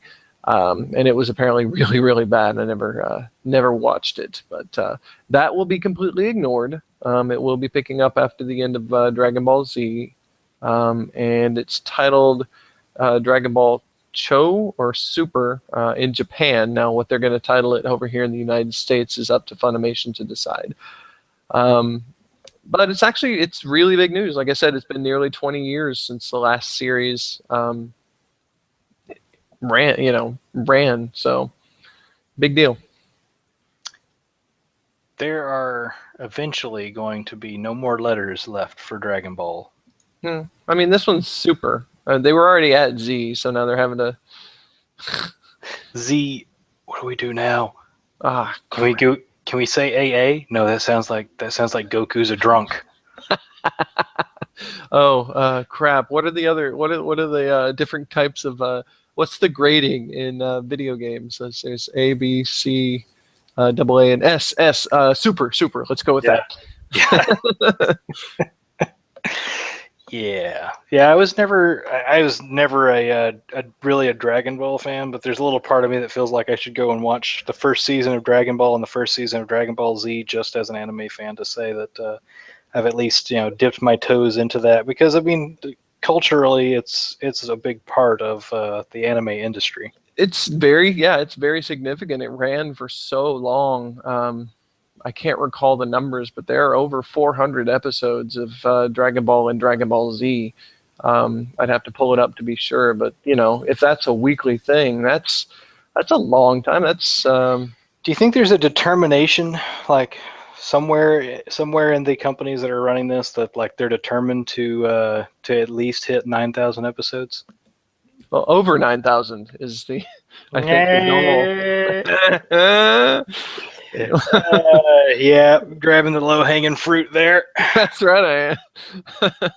I'll do what I can. But it's a lot Well, I'm gonna go out on a limb here and say that a lot of the things that we have come to, I don't want to say expect, but we've become familiar with in especially action anime have come from this series. Hmm. Um, it was phenomenally successful. It's a cultural thing. It really is. Like the only series that I can think of off the top of my head that is more ingrained in the Japanese culture would be the Gundam series. But that's been running since forever. The Gundam series is very, very old, and there's many, many, many episodes in different series of that.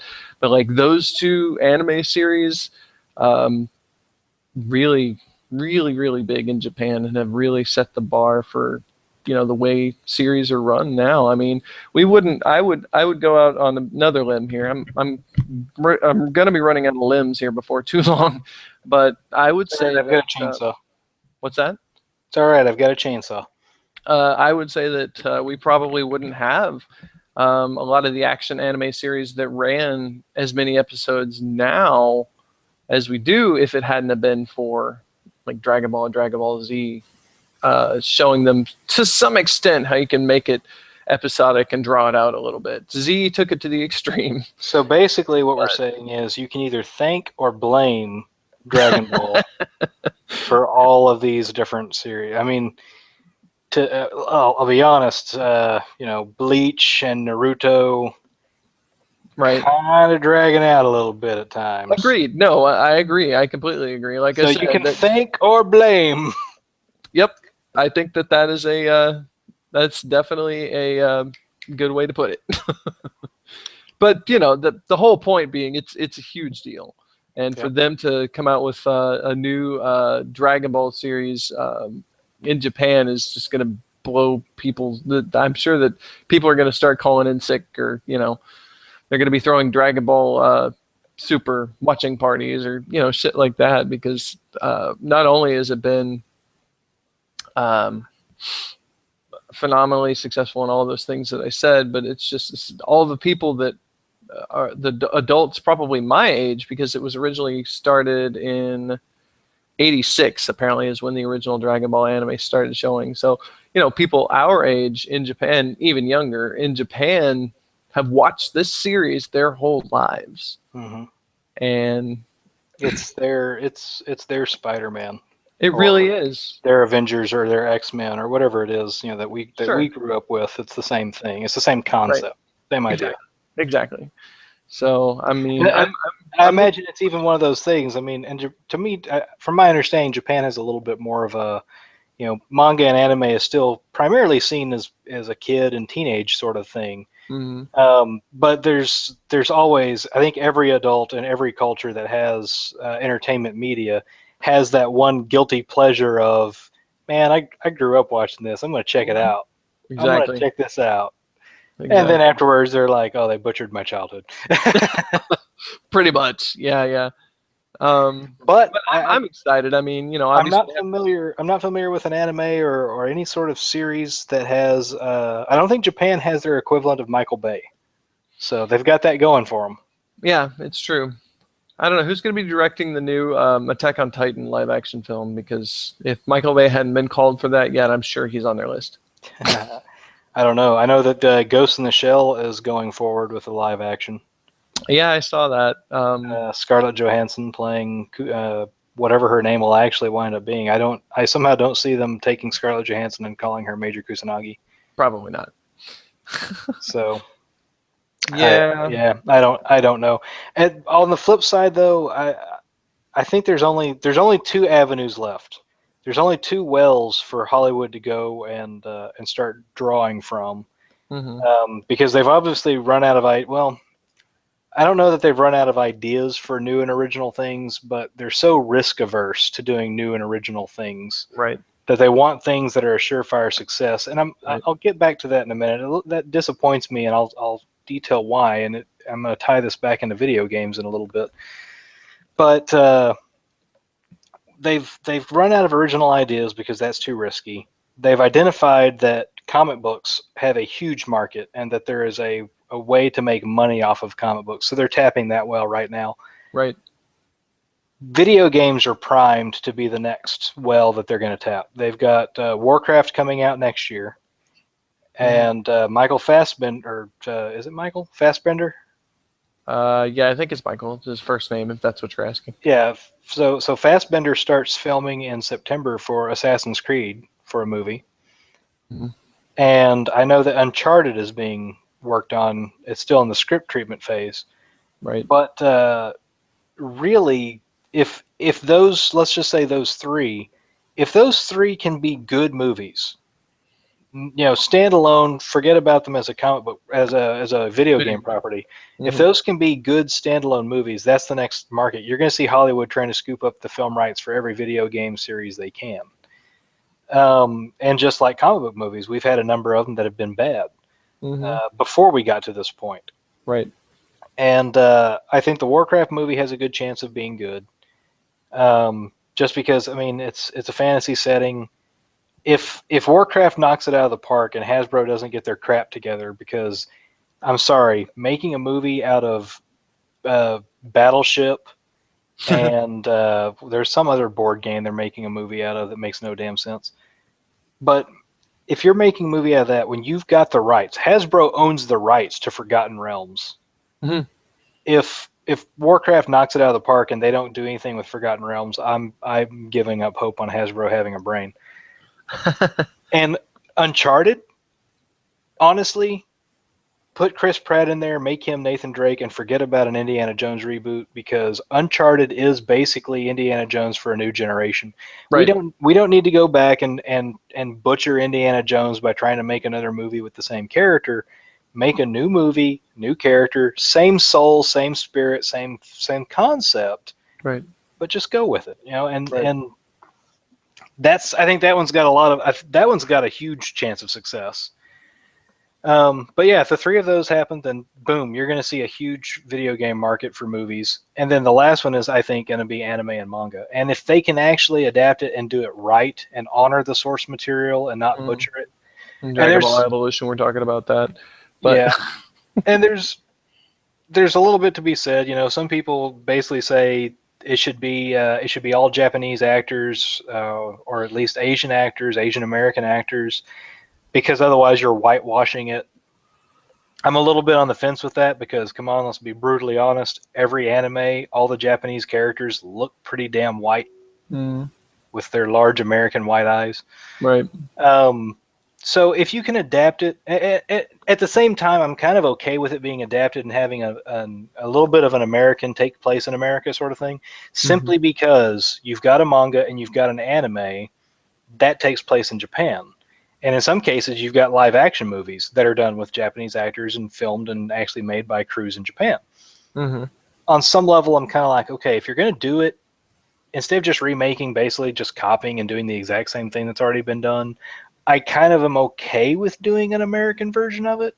But at the same time, I've got absolutely no faith in Hollywood doing it without butchering everything that makes it unique and interesting. Right.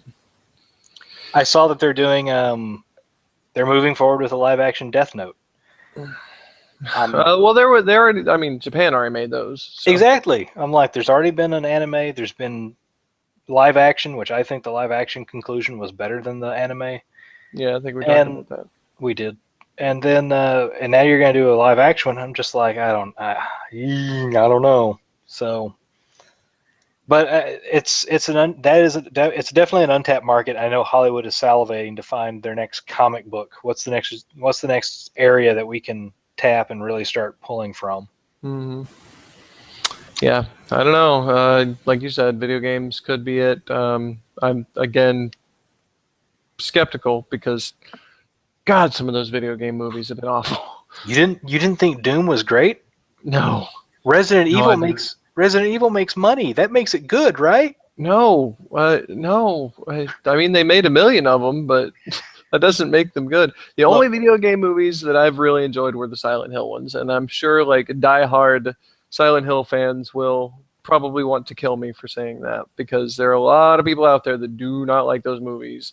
But the Resident Evil movies fall under great movies by the Office Space criteria. You think those were good movies? Well, yeah, They made $1 million. Yeah. So, oh yeah, sorry. Speaking of the Silent Hill movies, just really quick clip here, not clip, but sidebar. That game's been canceled. Yep. The ongoing fallout between Konami and Kojima. Mm-hmm. They've officially said they canceled that. As soon as they announced that and that PT was going to be pulled off, I downloaded that sucker onto my PlayStation. I don't blame you. I was It like, looks like it'd be. haven't got a chance to play that creepy demo, so let me be sure I grab that while I still can. Well, I don't have a PlayStation 4, so I guess I'll be heading over to your house to play through that once at some point. Come over on a night. We'll turn off the lights and get scared and hold each other and cry. Yay! Oh, I'll Scooby Doo jump into your arms. and then Toby will probably bite me or something because he does not like me for some reason.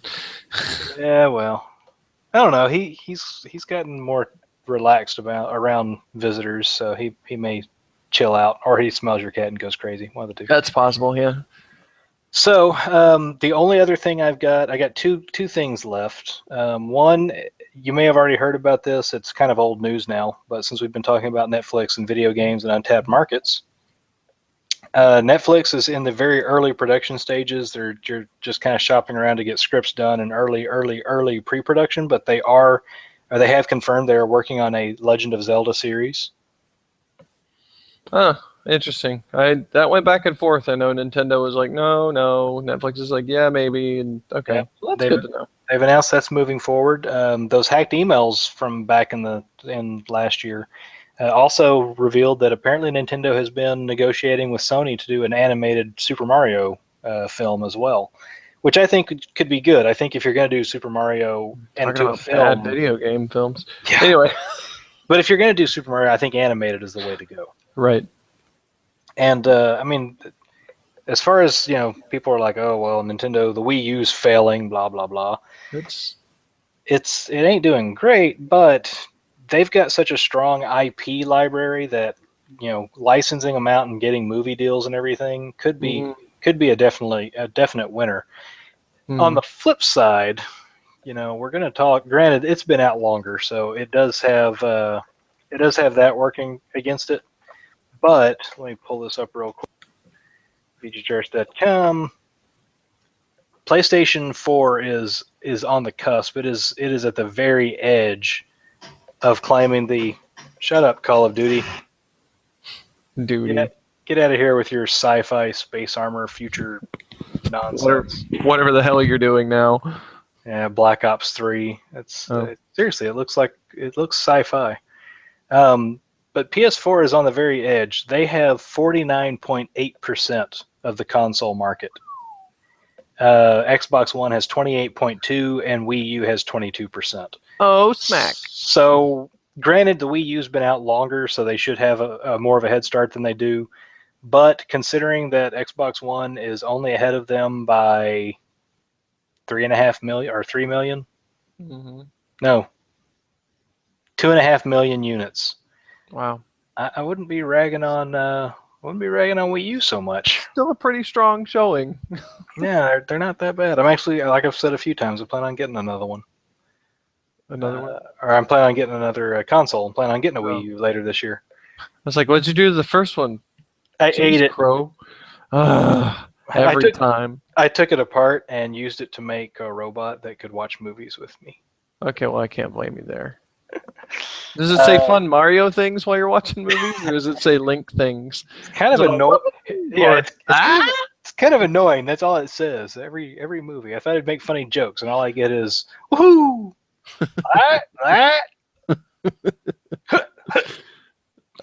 This is terrible. And it freaks out every time there's a chicken on the screen. I don't know what's up with that.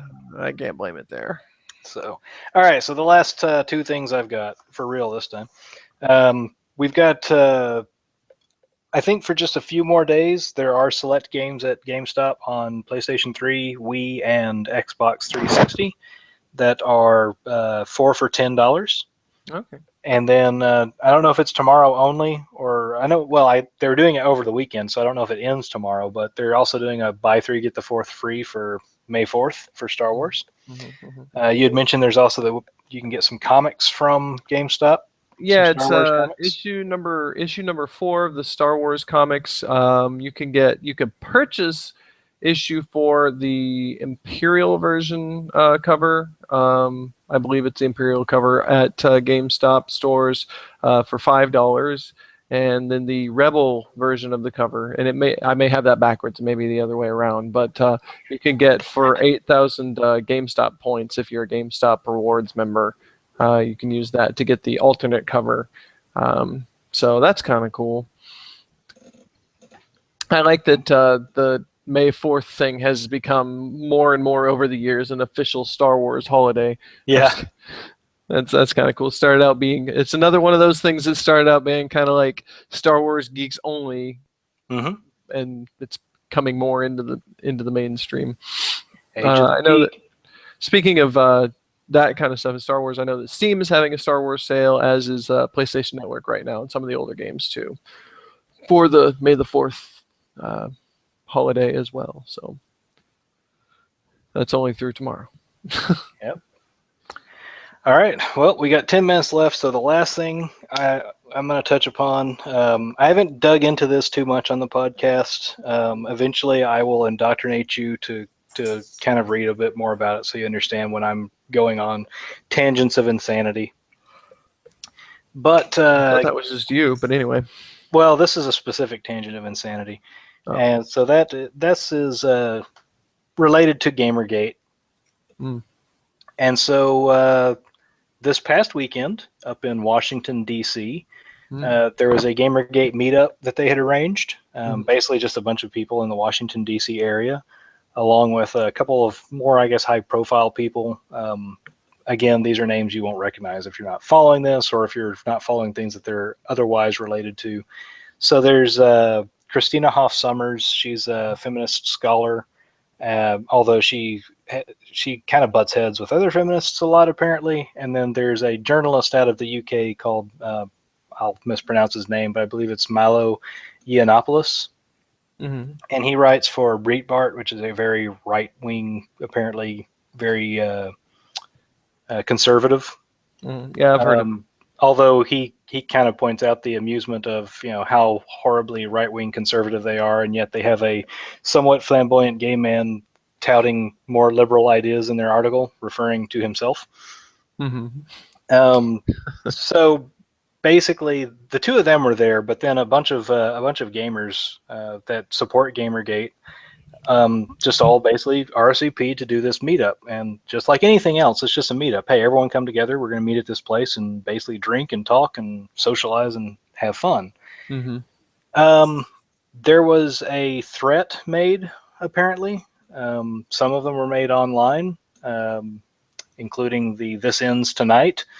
There was a lot of basically comments on Twitter and emails sent to the bar that was hosting it, basically saying, just so you know, there's a hate speech group at your deal tonight. How can we get this shut down? How can we get these people kicked out? Blah, blah, blah, blah, blah.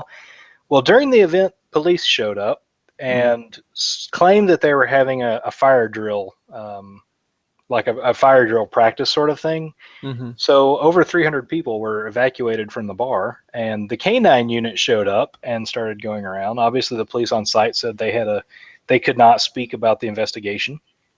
Right. But something had been overheard. People who were there claimed they had overheard comments that there was a credible threat. So basically, they checked everything out, and then when it was over, everyone just kind of went back in and continued to do their thing. The owner of the bar offered everyone that was there a free shot.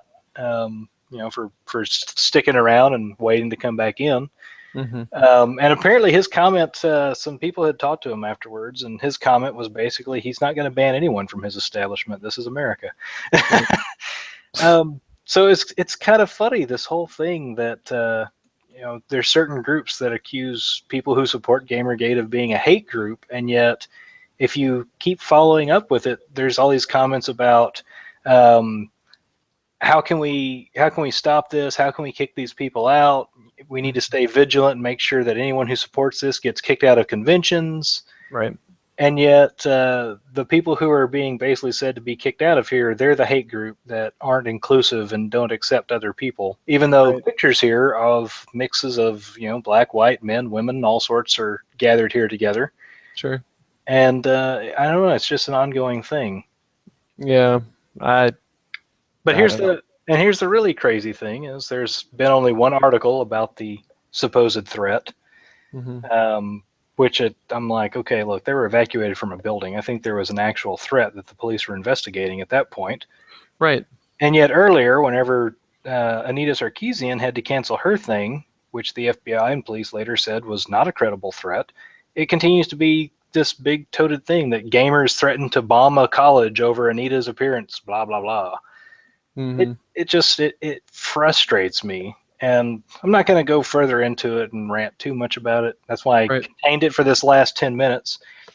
But the more this stuff happens, it does seem like it's starting to fall apart. But I think it all ties back to what we started this off, and that was with the this outrage culture that everything is offensive and everything is an outrage, and anyone who has a different opinion than me is a horrible monster. And I think it is. I think it's getting to the point that people are starting to get suspicious of clickbait articles, and they're getting to the point where they're kind of like, yeah, no, I'm not. This is bull. I hope so, because I'm real tired of clickbait. Yeah. But in line of that, and this is probably not going to work because of your schedule, but I'm at least going to be kind and toss it out there. There is a Gamergate meetup going on here in Dallas in the DFW area next week. So if you want to make the trip over to that, let me know and we can figure out a way to get to it. I plan on going to it. I'll have a rather longer drive than I normally would because I'll be going out of town anyway. But on Saturday, I'm going to go to where it is. We can talk about it further afterwards if you're interested. But it's on a Saturday night, and I expect you work. Saturday night, no, I should be off at 6. So unless it's at 6, I might be able to make it. It is actually, well, it starts before that, but it's not like there's an end time. So I can let you know some details where it is and everything, and figure out how to get it all worked out if you're interested in going. It's, I mean, Probably want to send basically me some we're of just those articles so I know what's going on. But well, the purpose of the deal is to just really, I think the idea is we're just going to basically go and eat food, drink, and bowl, and I play like doing games. those things. Especially the food things. I like to Yes, eat foods. that's true. It's sad but true. So, but hopefully there won't be any sort of mass declaration of drive it out and fire drill or anything at this one. But Go ahead and do it. Why not? yeah, To make things a little bit more interesting.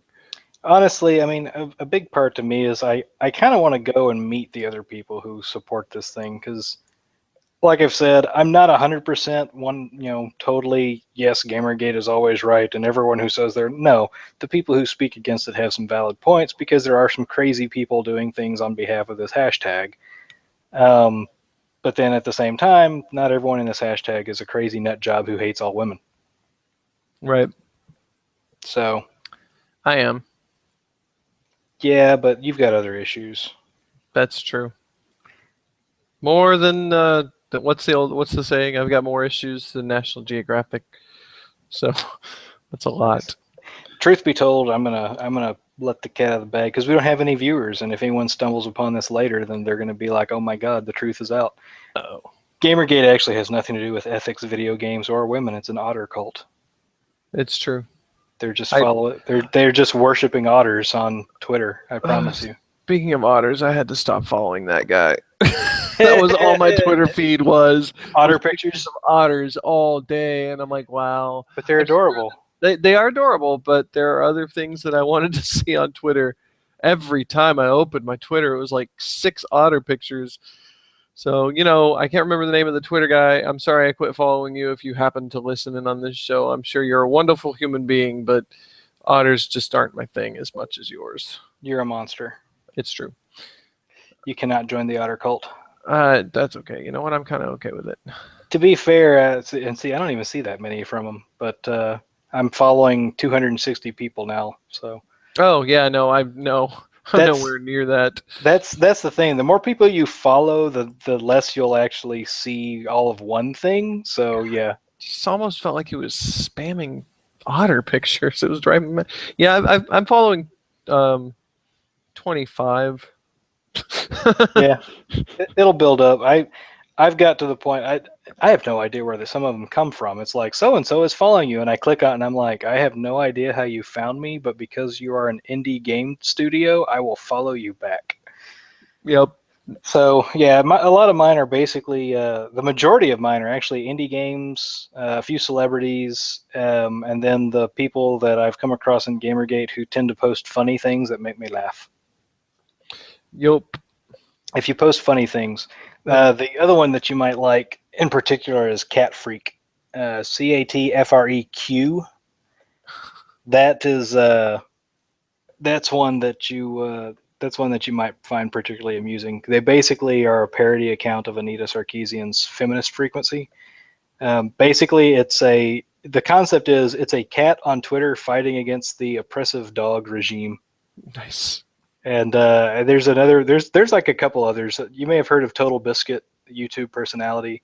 There's someone who's made a parody of his called Total Dog Biscuit, which is a pug in a top hat. And then there's another one that's Jonathan McNabintosh, which is a dog character parodying another guy who's works with the Feminist Frequency, I guess, group or whatever, because they're a nonprofit. Right. But the three of them, like I'll follow those and just watch whatever the two of them get on a tangent where they're going back and forth. The way that they twist things into how dogs are trying to take over the world and how humans don't care enough for cats being represented in video games, but they'll put dogs in video games, and it gets pretty funny. And Nice. they often just retweet pictures of cats because people will basically tweet things to them saying my cat supports this or my cat thinks that or whatever, and Yeah. so you get a lot of that. So essentially, basically, the more animal pictures I get on Twitter, the better. I agree. I Except really need to get more of a Twitter presence. I'm not except very good for at that. I think I'm except just for gonna otters, switch. and you draw the line. I don't have a problem with otters. It was just there's so goddamn many otters.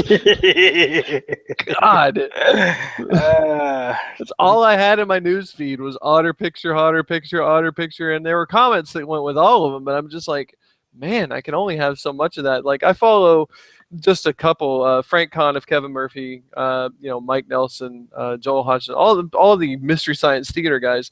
And sometimes they say stuff on there that's really really funny, but I never saw any of it because all I had was otter pictures after otter pictures, and I'm like, oh, I can't do this anymore. You know what I'm doing next weekend now, right? Stop it. Just stop it right now. Oh wait, you said that meetup is next Saturday? Mm-hmm. Yeah, I'm not gonna be able to make that. I'm flying out at 6 o'clock on Sunday morning. No, that's not fun. Yeah. So, I had something else. Oh, which is something we need to discuss. May not be recording next week because I will be out of state and possibly the following week as well. So just in case. That might not be a thing that we're going to be doing for the next couple of weeks, or at least I won't be involved. So in the meantime, you can follow me on Twitter at Servo1999. And I will hassle our would-be co-host and see if they are moved in, and maybe I can pull her on to start talking in your absence. I hope so. And then if so, then maybe we can get this three-ring circus actually having three rings. Right. But in the meantime, if anyone stumbles across this and has listened to the end of it for some unknown reason that only God can fathom, I am on Twitter at SwiftNinjaFox, and this wraps up Games and Geekery for May 3rd. So everyone have a good evening, and as of tomorrow, may the 4th be with you. May the 4th be with you always. Always. Bye.